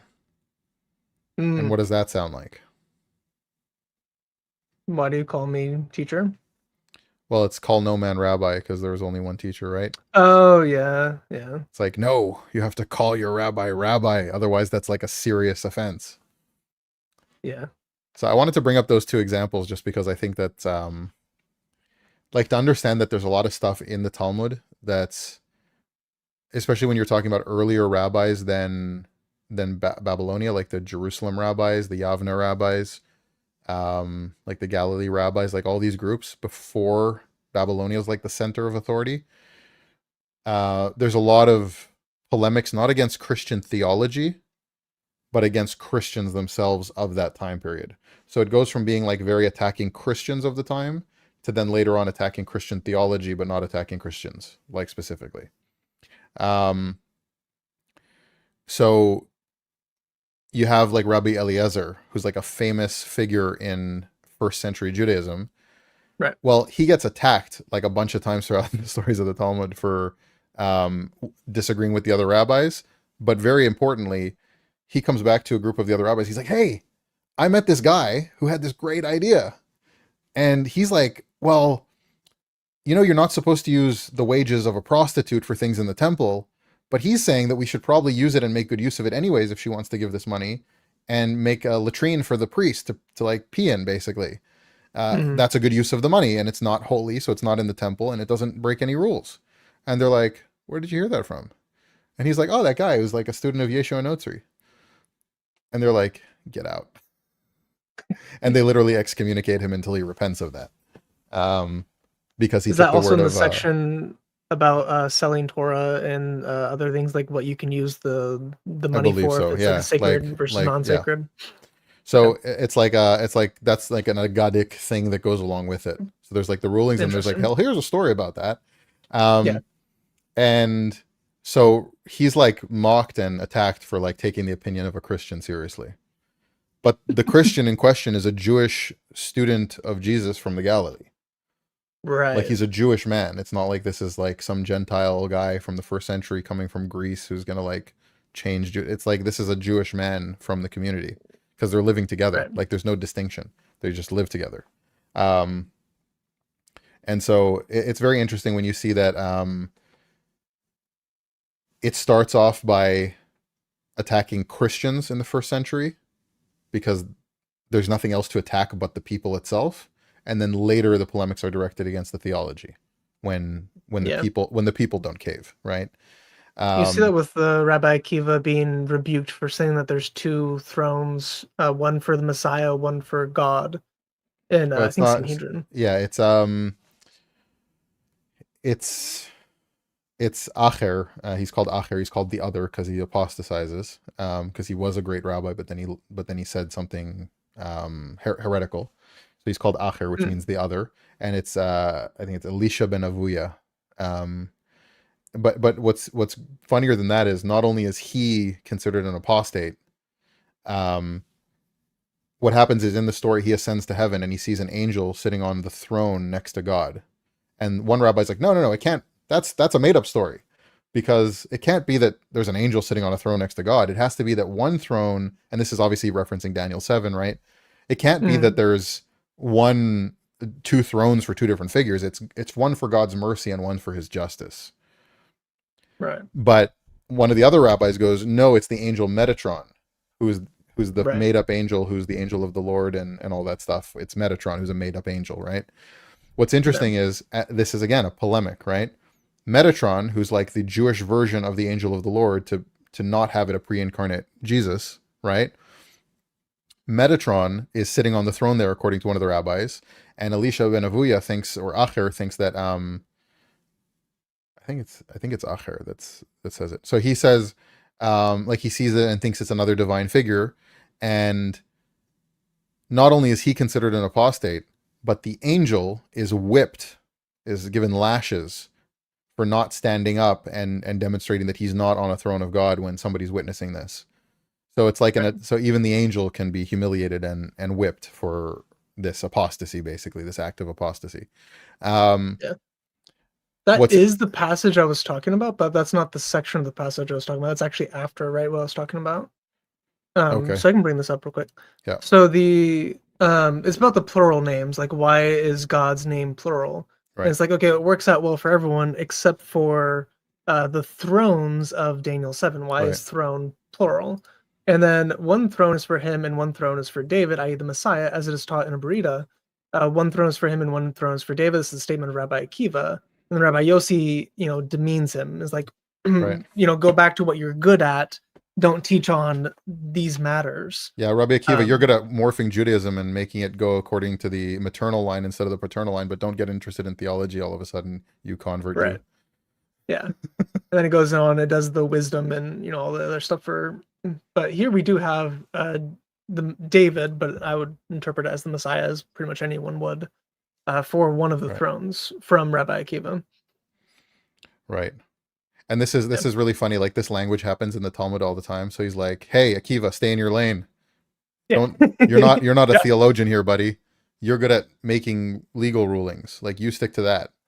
Um, what's interesting is in Sanhedrin, I want to say 98 something, 98A, 98B. Um, Hillel, who's like a great sage, right, goes, yeah, there's no, they're talking about who the Messiah is, and Mm, Hillel goes, yeah, there's no Messiah because we already those prophecies were already filmed in time, fulfilled in the time of Hezekiah, which is something that's parroted by modern rabbis who don't know Judaism. Um, yeah. this idea that Hezekiah fulfilled those prophecies is dismissed by the Talmud. Those rabbis think that that's ridiculous. Hmm. And they literally say Hillel or to the master, like whoever's in charge of the academy or whoever's officiating this discussion or whatever it is. They say, forgive the master. Hillel doesn't know what he's talking about. Like, obviously, this can't be fulfilled in the time of Hezekiah because Right. there's other prophecies that come after the time of Hezekiah from Zechariah, for example, that have not been fulfilled in any capacity, that parallel prophecies from that time. They must go together. It must be about a future Messiah. Hillel doesn't know what he's talking about. And they're really Right. rude to him, and he's like one of the greatest sages in Jewish history. But Jews don't know this because we're not taught this in school. Hillel and Shammai was not a friendly back and forth debate between the schools of Hillel and Shammai. Right. The reason why Shammai had a massive majority and one, like, so the halachic rulings usually go according to the school of Hillel when there's a debate. That's given to Hillel basically as like a you win token. The reason for that is because he could never have a majority because the students of Shammai murdered most of the students of the school of Hillel. So there was no capacity in which Hillel could have a majority. So Right. that's the actual historical context for why we rule according to Hillel. It's not just because it's the more lenient opinion, and in the time of the Messiah will rule according to Shammai, but it's just like it's just people they don't know. Like people just don't know about it. Like you're not told that. Hey, do you know that the Pharisees, the early rabbis, would intentionally uh, cause priests to become ritually impure and not serve in the temple if they were Sadducees? They would like corner them and like do things like to make them ritually impure, like the body of like they would put a corpse on them or something like that that would make Mm, them ritually impure for service in the temple.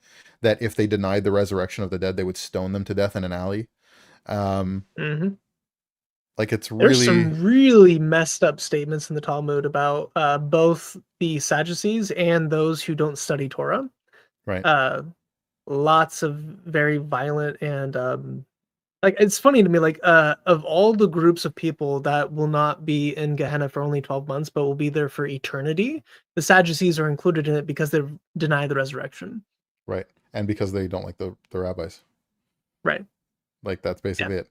Those who deny And the political resurrection of the enemies. dead, those who are Sadducees, those who are informers, which means Christians, um, all kind of, it's in Seder Olam Rabbah. It's like a very explicit like topic about what hell is, which in the modern Jewish mind, it's like, well, there's no such thing as eternal damnation. That's a Christian idea. It's like, what are you talking about? It's all over early Jewish literature. It's like some people are Yeah. destroyed, like their souls cease to exist, and they just like they're nothing. Annihilationism. Yeah. Annihilationism. Some people suffer for 12 months in a sort of purgatory, and then some people are damned forever. In modern Jewish thought, hmm all of hell is a purgatory. It's a cleansing process. Um, hmm but I don't know where your stance is on the Christian spectrum, but it's very clear that the same tradition that of Yeah. Jews that had a messianic belief from the Pharisees also believed in intercession of saints and also believed in purgatory. So Right. that for me is that predates the anti-Christian polemic, like those ideas, which is why for me Catholicism has really good claims. Mm, yeah. That related to that was one question on: are the Talmudic majority positions still held in Judaism today, or have a lot of these views changed, been forgotten about since then? You just mentioned one that has changed. Right. So the view on hell and purgatory is heavily influenced by Kabbalah today, as far as how Jews see the afterlife. There's there's a lot. Most things in the Talmud don't have a majority view. Um, most things, Dial. yeah, most things in the Talmud don't have a majority consensus view. There are random things that because they're in the Mishnah and then they're discussed with no dispute in the Talmud, they're the consensus view officially. Like Rabbi Mm, Eliezer, and again, I want to be very careful here. There are a lot of Jews that have like so basically Rabbi Eliezer is talking about the rules of circumcision. And he says, and this is medical science becoming Jewish ruling, you have to suck blood from the wound in order for it to be cleansed for safety for the child. Now, people today obviously find that not palatable, obviously, to say the least. Um, because it's then discussed in the Talmud and there's no in the Gemara essentially, and it's one of the things that has to be done as part of the circumcision, and there's no conflicting view. It's like it's established as orthodoxy in Judaism to the point that reform and reform in Judaism means people that come from a specific like group of like Judaic secularism essentially, like they believe in the mm, traditions and cultures of Judaism as authentic, as things to practice, but there's no consensus view on God. You can be an atheist. It's very secular. But mm, reform rabbis who are a mohel who does like the circumcision, right. they'll do something in lieu of that. Like they'll use a syringe to like pull some blood to symbolically satisfy this requirement. In a lot of like Or they have modern like a straw or something. yeah, in a lot of modern Orthodox communities that they'll use like a long glass tube and they'll like suck the blood out, but not through all the way to the tube. Right. In more like more ultra Orthodox communities, they'll make sure the blood actually sucks through the tube all the way, and then they'll spit the blood out. And then there are cousin marriage communities that actually do the mitzitza b'peh, They which is like less than 1% of Jews, essentially less than 0.5% of Jews do like the actual like sucking of the wound directly. yeah. Those people should be in jail, but and that's what the rest of the Jewish world thinks. So, Right. and they have done so. Yeah.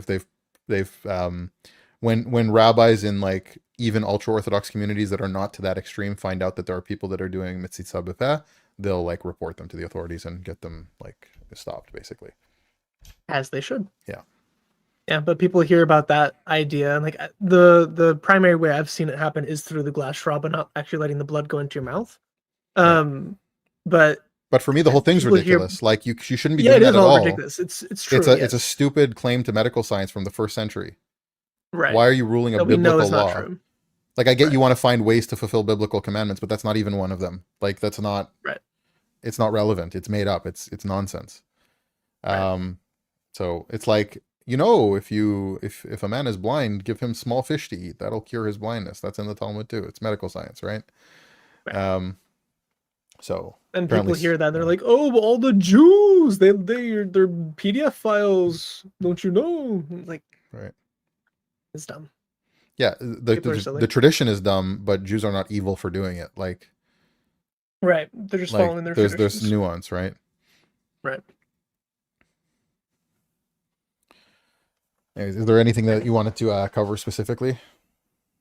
We did have one question of what is your actual opinion? What's your personal opinion on the Talmud? My opinion on the Talmud is that it's an incredibly nuanced text. There is a lot to understand about how it works before you can, not that you can't read it and understand it, but in a religious context and a cultural context, understand how Jews view it. It's not monolithic, first of all. It's an incredibly important document to understanding history and culture of the time, and understanding the development of Judaism and understanding Christianity to an extent, because Christianity didn't develop in a bubble, right? There was attacks going on, there was relationships between people, and you can see a lot of the things that validate Christianity from a Jewish perspective found in midrashic literature, in the Talmud, in various midrashim. They're incredibly important to understand the history of the authentic development of Christianity. When polemics began, when they started, right? It's incredibly important to understand it for speaking to Jews, to understand that Christianity is the more valid continuation of the biblical tradition of the 1st century Jews that they had. That Christianity is the authentic, and it's not replacement theology. It's continuation theology. It's like this is the true continuation of the biblical Jews, is found in Christianity, not in rabbinic Judaism. Ethnically, that might be the case, but that's not what's important here, right? And you can see I did a video on logos versus logic to understand where Jewish logic covenantally falls apart from a philosophical perspective. You can check that out. But essentially, the claim is that you can't eternally have a covenant for one ethnic people, because it would violate the arguments for the existence of God.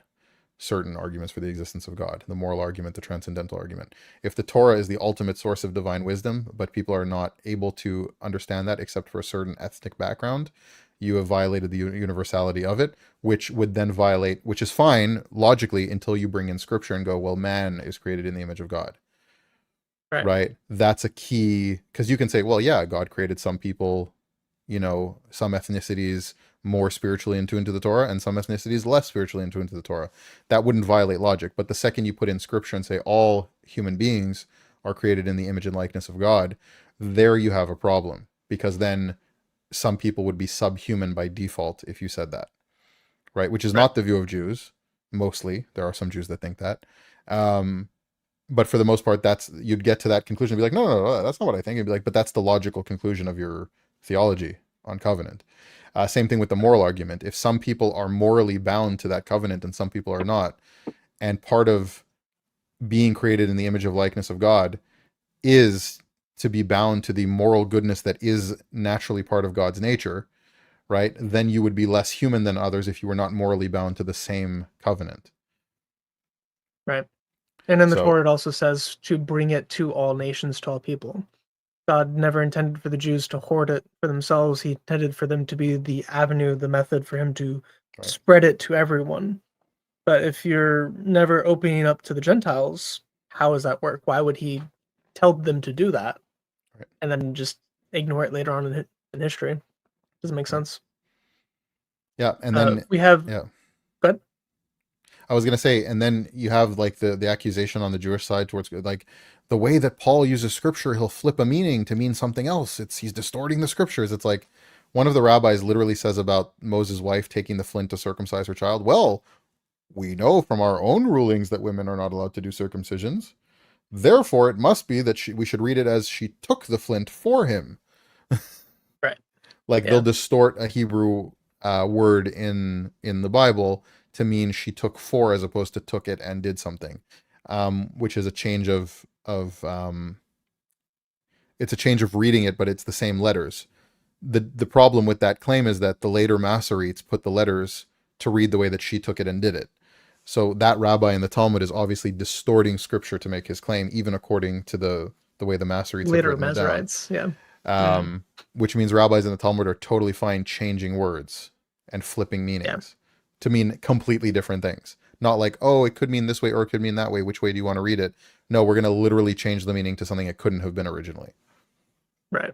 Which I always thought that was interesting whenever Jews bring up that Christians are too loose with their hermeneutics.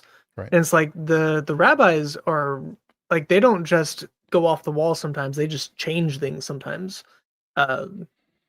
So there's like a double standard there with the approach of how do we interpret the Old Testament to get to our New Testament theology of like the Trinity or Jesus as God and man. And Christianity is not nearly as divergent as what people realize. They just haven't read the way Second Temple Judaism was understanding these passages. Like, if you look through the Targums at all and see all the stuff with Memra and all the personification of God, right, it becomes very Jews difficult today, to ignore. the attitude is that, well, they say Memra because they don't want to anthropomorphize God, so they say that something else did it. But it's like, wouldn't that be more confusing? Right. Wouldn't that make it more of a problem? And is it weird that Memra is not actually the word for word in the Aramaic? Right. It's a special word that means word that's not like the regular word for word, which would be like logos. And Philo uses the same term for the same thing as logos. So it's just makes no sense. Right. Not only that, then you have passages where the angel of the Lord is the Memra. Right. Like, yeah. It's wonderful, man.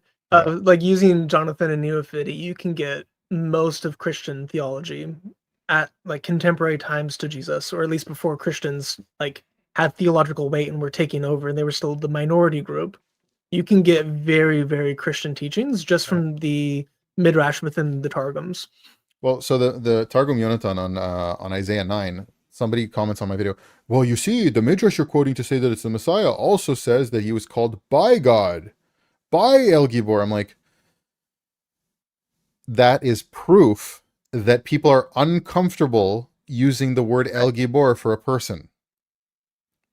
Contrary to what Tuvia Singer says, which Jewish children are named things like that all the time. It's like, no Jewish child is named El Gibor. They're named attribute of God, this of God, that of God, not God the this, God the that. Yeah.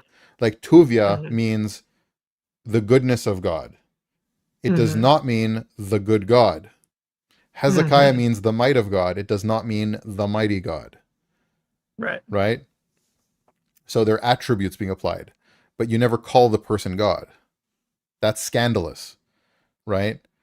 That's what Targum Yonatan is doing. It's like, well, this is clearly about the Messiah, but I don't think we should call him God. Like, that's probably a bad idea. Yeah.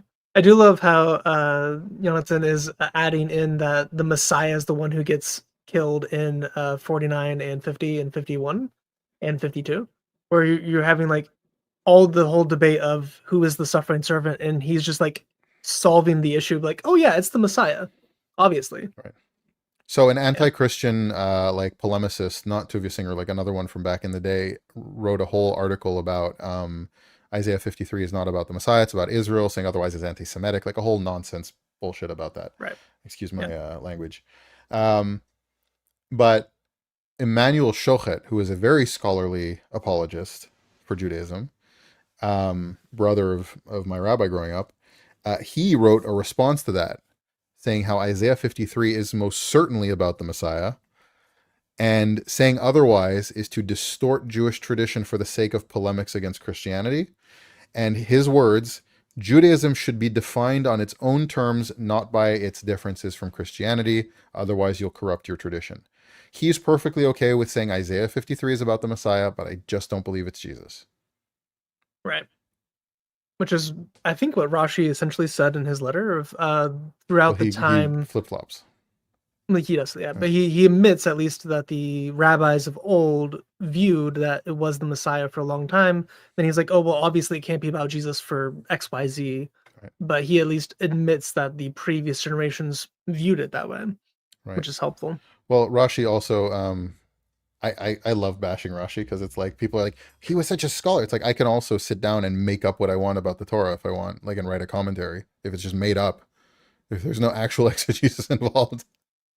But Rashi, when he goes to earlier sources or makes up his own opinion, he tends to side, and I joke with people about this, he tends to side with the opinion that has poop involved.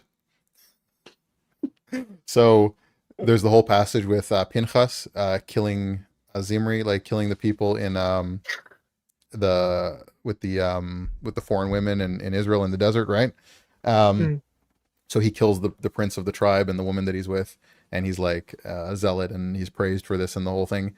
And so the idol that they're worshiping from these was it Midianite or Moabite? They're Midianite women, right? Yeah. Or Moabite women. Midianites. Sorry, Moabite women. Moab. Midianites are Moabites. I think They're it's one of Moab the though. groups of Moabites. I think it says Moab though. Like it's the Moabites, I think. But anyways, they're so one of the idol is called Baal Peor, and they're worshiping it through some kind of sexual act. Like that's clear from the context, right? Yeah. Rashi says that this isn't like that. What they would do is they would defecate in front of the idol as part of the service to it, and there's something involved with the rear end involved in this worship of this idol. He also is the one that says the snake is a literal snake in the garden, but that snake wanted to have intercourse with Eve. So I found that in the Midrash that predated him quite a bit. Right. So like I said, so it's either his view or what he's taking is the one that's the very literalist, but also the very creepy. Strange one, yeah. Yeah, he always goes to that side of things. Interesting. Right, yeah. Buddhism is equal Buddhism. to Rashi logic. All right. So back to this question. Yeah. Oh, wait, go ahead. I was gonna say people get really on my case because I'll say things like Maimonides was really brilliant, but Rashi was an imbecile, and they'll be like, "How could you say that Rashi's an imbecile? Like he has one of the most extensive commentaries on the Torah and the Talmud." I'm like, yeah, if I was also living in the most affluent time for Jews in under Christian rule in Europe and had all day every day to study and write things down, I might also be able to come up with a commentary, especially when half of it's made up, like just concocted. He was also a weird figure. Like he was like everyone who does tefillin, like the phylacteries today, uses some form of variants of Rashi's script for it and his methodology.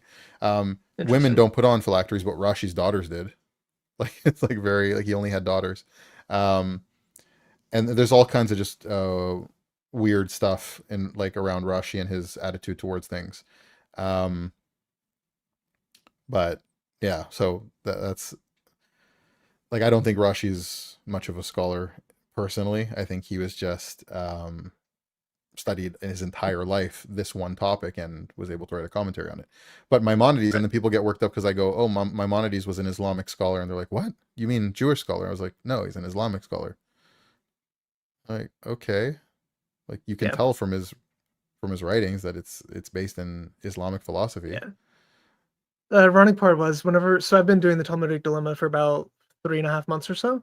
And whenever I was starting out, I was searching these topics, trying to find any source material for it, regardless if it was Jews or not. And the vast majority of the time, Rambam would be the first one that popped up every single time. So I was like, oh, okay. But I was like, oh, well, I can't go to him. He's way after the fact. So let's try to find where he's basing it on. But like almost 100% of the time, his views line up with Islamic views.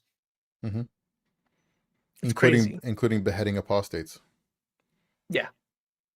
Like his views on women, treatment of them, a lot of it is very similar to Islamic practice. Well, I quoted to somebody and they were like defending Maimonides, and like I think it was in one of the first like streams that I watched of AP and D Wood, and somebody had said something and I like commented like, "Oh, so you're quoting Maimonides here? What about the fact that he wants to kill me for being an apostate?" He's like, "Maimonides doesn't say that." I was like, he doesn't just say to kill apostates. He says that if you can't do it under the judicial system, you should find a way to push them in a pit when nobody's looking. I don't know how much more explicit you can get. My greatest scholar in Judaism. Even Jonathan Sacks, like one very famous modern rabbi who passed away a few years ago, was like, there was no Jewish philosophy before Maimonides. There's no Judaism before Maimonides. Like he's like saying it's ironic that people would demonize Maimonides as a heretic in the Jewish community because there is no philosophy without him. There is no Judaism without him. Like it's just so much of Jewish ideas about God come from Maimonides. Right. Which is crazy because the Talmud has like 2 million plus words in it. Yeah. So like, oh, there's nothing before him, and it's like all that content. Okay. So for this question, what should Christians do if they're trying to understand all the nuance of Judaism and the Talmud? So what do you recommend reading? As far as understanding stuff that Jews don't get, like from that time period, you have to just read like early midrashic literature and take it at face value. Like read Midrash Rabbah, read Midrash Tanchuma, read Pesikta Rabbati when you can get like a full translation. The Sefaria community translations are sometimes like who knows like how it's translated, so just be careful with that. There's usually multiple versions. Yeah, Seder Olam Rabbah, understand the claims about the Jewish timeline of history, right?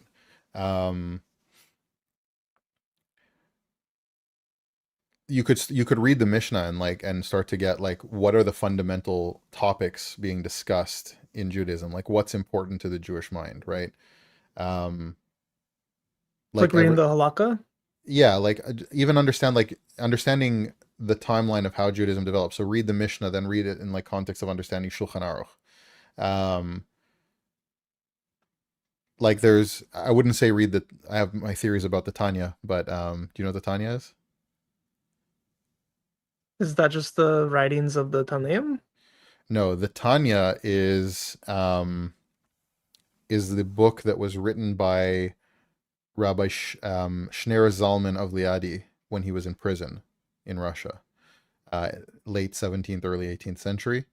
So he was a Talmud scholar who wrote his edition of the Shulchan Aruch, like a new version of the Shulchan Aruch for like his group. But then his second great work is the Tanya that he wrote while he was imprisoned, and it's a Hasidic text, very heavily based in like understanding relationship with God.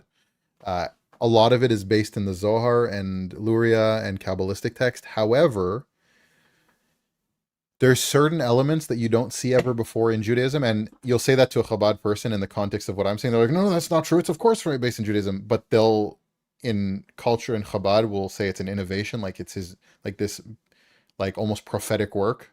Mm-hmm. So you can't have it both ways, right? But there are things that are very, very heavily based in things that you could identify certain elements of Eastern Catholic, Eastern Orthodox Christianity in terms of the relationship between love and fear of God and devotional things. There's certain elements that exist there. And what's very funny is that his son, the youngest of his sons, who's actually cited in the opening of the Tanya, so obviously his father didn't have an issue with him, ended up converting to Catholicism. He became like in the Eastern Ukrainian Catholic Church. Now, one of the later rabbis said, oh, he actually got into a dispute with a disputation with a bishop, and he won the debate, and so they forced him to sign like papers saying that he converted, and then he had to flee. Just like concocted story that ignores all of the recorded actual documents related to the incident. More scholarly Jews will say, well, it's only because he went insane. But what happened was he did actually have like a mental issue. Like he had some kind of medical related cognitive illness, like not a psychological cognitive illness. Like he developed some kind of dementia or something like that. But it happened years after he converted. and there's legal documents talking about a argument that was going on back and forth. So essentially, the family wanted to claim care of him when he went into medical decline, and the church wasn't sure what to do, and the bishop, who he was very close with, said, no, no, no, we're taking care of him. Like, we're gonna watch over him and take care of him. um what the heck? There's a Jew Yeah. hater in the chat. That's Anyways, fine. so essentially, he did actually become a Catholic and only had some kind of medically related cognitive issues later on in life. And this is documented. In fact, it was actually used as an attack on Chabad by the Misnagdim, like the other group that didn't like them, um, to kind of poke fun at the Chabad movement, that their founding rabbi, his son, became a Catholic. And specifically, there's reason to believe that there was heavy influence from Eastern Christianity going on in the early Chabad movement. So, but Yeah. that's what's funny. You point out to Jews, like, there's stuff that's very Christian sounding in their literature, and they're like, no, no, no, you stole it from us. That's the only reason. Yeah, you get Muslims the same thing with Jews. It's been interesting for that. Oh no, everything's taken from the Quran. Anyway, so did Rambam take the Shahada? What's the over under? No, he was a dhimmi. Like, he was like Yeah, a very verified official dhimmi, paying. Well, he didn't pay jizya because he was a court physician for the sultan and stuff. But yeah, yeah. Okay, so do you want to, I guess, real quickly before we wrap up? Uh, so the way I've been reading the Talmud is probably horrendous and terrible. I did have a question about the proper order of trying to understand the different tractates and how they work together. So if you have a specific topic, like let's say the marriage topic with right, the virgins and if they're underage, if they're still virgin, like there's a lot of different passages that cover that, and like Nidda and Sanhedrin and right. whatnot. If you were reading the Talmud, should you focus on specific topics and find the parallel passages and read them all together collectively, or should you just run through one tractate at a time? No, so in Jewish culture, you read through. Like, you go Okay, through a tractate, you finish it, you have a siyum, like you have a ceremony essentially when like, I used to do this in Israel when I finished like a tractate of the Talmud, like in my own personal learning. I'd invite my friends over, we'd have beers, and you know, right. and like have a get together, and like you do like a symbolic, like you finish, like you save the last like two words or whatever it is to read that last passage with people in a communal thing as like a siyum of the tractate. Siyum just means finishing. Right. So I did that like a number of times with like friends when I was younger. I did that with like my class, like, um, and so you read it through, and there's actually the cycle of daf yomi, where it's like either one page or 3 pages a day, depending on, yeah, like how intense your study group is. So for people that are not learning in yeshiva but want to learn all of the Talmud, there's like a daily study that you go through, and it takes 7 years to finish. Um, Right. but essentially, you're reading all the way through. You're understanding all the arguments on this topic, then all the arguments on this topic, then all the arguments on this topic, and it's all the way through. Now, if you're a posek, or if you're like somebody who's ruling on Jewish law, and you're trying to understand where the different Rishonim, where they're getting their ideas from, like later groups, because today you don't make rulings based on the Talmud, you make rulings based on Rishonim, basically, Mm, which is the Rishon, sorry, not Rishonim, Achronim, which means the later ones. So there's the Rishonim, like the Rambam, Rashi, Rabbeinu Gershom, all the way up till Yosef Karo, basically, and the Ramah, and then you have a whole generation that is still technically continuing till today called Achronim. So you rule based on the Achronim, which means the later ones. right. Um, that's for like modern, like, are you allowed to use a microwave for this food and then for that food? So like those kind of discussions. It gets into more intense things about family law, how to interact with civil authorities, and stuff like that, that are very necessary discussions. But if you're basically a scholar, if you're a posek, if you're like, especially one of the like the gedolim, like one of the main rabbis that people are turning to for halachic rulings on things, you would be cross-referencing, and you'd be discussing the Talmud in a capacity that's more, what's the word? more comprehensive to understand the entire picture of things. But if you're just studying the Talmud as a Jewish person to understand the arguments and like the culture and the customs and things like that, you would just be reading straight through. If you're not in yeshiva, you'd be doing it in a cycle. If you're in yeshiva, you'd be learning specific tractates at specific times, and so on. Would you recommend reading directly the Talmud or the commentaries on it to learn it? Like you don't really have the Steinsaltz is good if you just want to kind of get the general picture, because it kind of takes Rashi and Tosfos and like all kinds of stuff and the tradition of how to read the Talmud and puts it in the English translation, so you understand what's being said and not just like the choppy Aramaic. So that's one. Art Scroll is also like, it has its, like they have their pros and cons, there's different ones, but there's so many commentaries. Like where would you start if you were trying to start with the commentary, right? I would just read through just to get a general understanding of what's like, what words are being used for things, like keywords that keep popping up again and again. Like what does a baraita mean? Yeah. Just Google stuff whenever you run across it, you don't know what it is. Exactly. Yeah. And a baraita, just That's by the way, is exactly like what I've been doing. Exactly. But a baraita is like, if you come across that, a baraita is basically something from the time of the Mishnah that's not codified in the Mishnah. So it has the weight of like an earlier ruling, but not codified basically in the Mishnah itself. So one rabbi will be like, well, how do we understand this Mishnah? I'll be like, well, I know from this baraita that same rabbi means this. They're like, oh, so it's like a chain of authority, like it's not chain of these are authentic from the Tanaim. Right. Right. Yeah.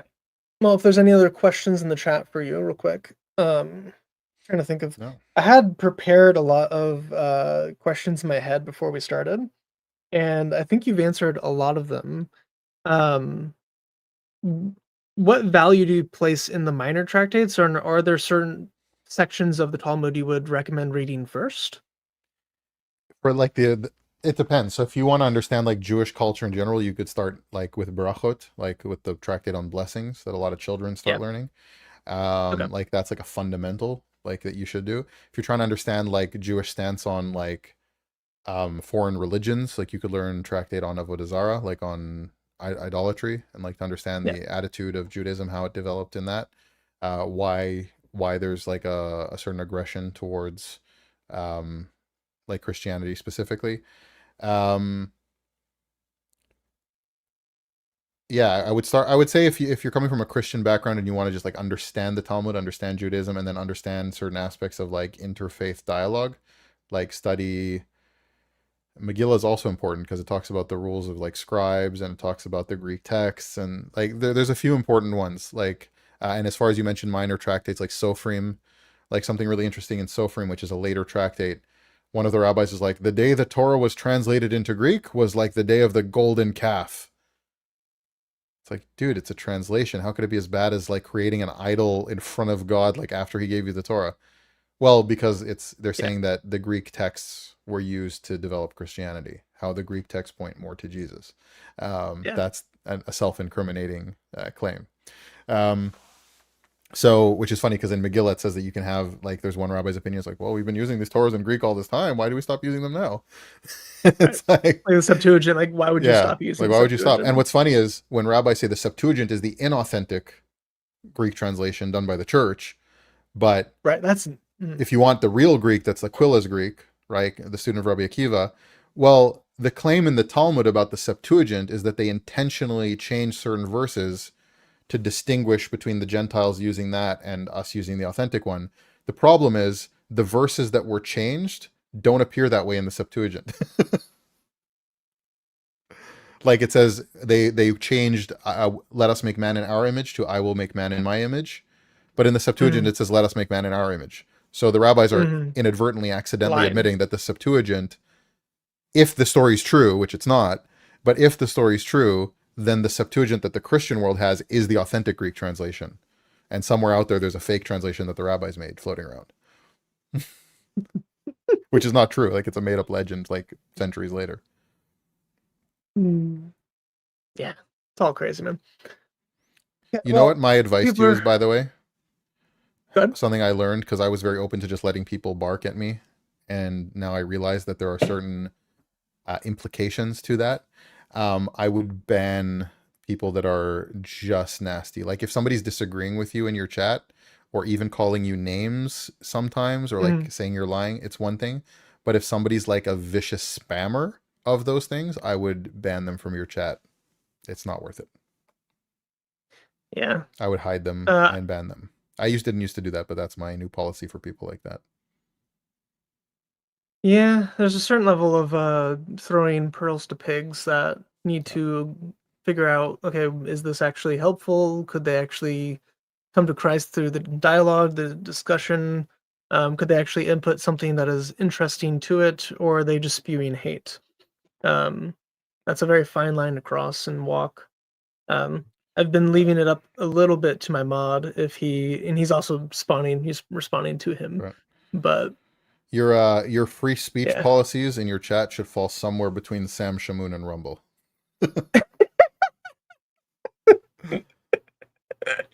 That's a very that's quite a wide margin there. Uh, Yeah.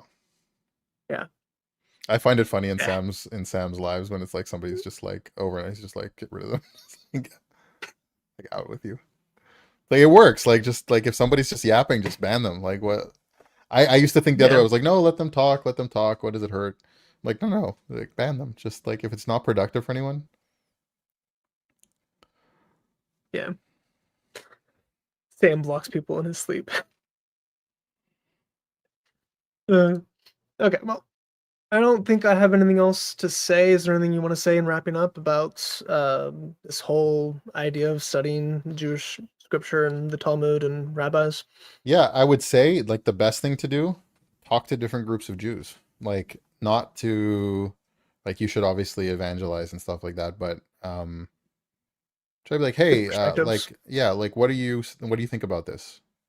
Like what Mm, do Jews think about this in your opinion? Because they'll tell you what they think and say that that's what Judaism thinks, but then you'll get an idea of what different backgrounds think about things. Talk to Chabad people, talk to Yeshivish people, talk to like Mizrahi Jews about their culture and background and custom. Try to find some right. Yemenite Jews, ask them like about the reading of the Torah, like why they do it their way. Like get different opinions. Yeah, the was versus the vavs. Yeah. Yeah. It's interesting because, very few religions are monolithic. Judaism, I feel, is extremely not monolithic, but people always treat it as if it is. And that is can lead up to a lot of people taking terrible takes of like the circumcision that we talked about earlier of, oh, all Jews do it this way. And it's like there's like 20 people who are all related to each other doing it in their basement. That's very Right. different from like general Jews or and obviously the same thing happens with Christians. Christianity is not monolithic, but people treat it as if it is. So actually just having these discussions and conversations help to understand one another, especially because language is hard. We all define things differently. So if Right. we're having a conversation, we don't have the same definitions of terms, that breaks down very quickly. And I feel like that happens a lot, especially with Jews, and that might be like demonically inspired with like demons and Satan just hating Right. the Jewish people. Uh, but just Well, in be more response to charitable. that, I grew up certain rabbis in my community that I used to study with. One guy who's rabbi whose classes I used to go to in the morning, like very early. Another rabbi who was actually my first grade rebbe, like my teacher, who I then for years afterwards continued to study with off and on, just in a personal capacity. Um, you could learn a thing or two from them on dedication and devotion to God. Now, I think that now knowing what I know, their view of God and who God is and our relationship with them is incorrect, but they are incredibly God-fearing, devoted, genuine people who are Yeah. incredibly dedicated to what they view as fulfilling God's law and not in a way that's aggressive to other people or condemning other people, Yep. simply focused on themselves and their relationship with God. And Yeah. anyone out there in the Christian world could learn a thing or two from them. They're incorrect on their Exactly. theology, but they are genuine people who really love God, Yeah. and we could learn a thing or two I, from them.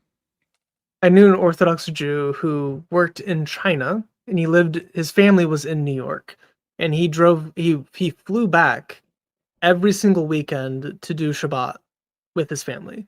So he would be in China for like 4 days a week, and then, or be in China for 4 days a week, then be with his family for 3 days, I think I met or this guy when be I with was in his family for Shanghai. like a day and a half, and then fly back, and then be like the 1 day flight each way. I'm pretty sure I He met did that that guy when I every was in single Shanghai. week. uh, By the way, if and you it's want really amazing good to me. food, the Chabad Center in Shanghai has some pretty good food. I'm just saying, putting that out there if you're ever traveling. uh, yeah, I love, and I say the same thing about Muslims, like the zeal people have in those systems, even though I disagree with them fundamentally. I wish Christians had it. If we had that, the world would be a very different place today. So blessings, honor unto them for their zeal, their earnestness Pray in for their them. life, their walk with God, their prayer.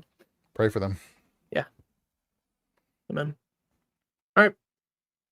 Well, thank you so much for coming on and talking to us and sharing your cool lore drop of your pictures. That was fun. And all the random discussions and questions. Thank you for everyone coming out. May the grace of the Lord Jesus Christ, the love of God, and the fellowship of the Holy Spirit with you always. Amen. See you next time. Peace.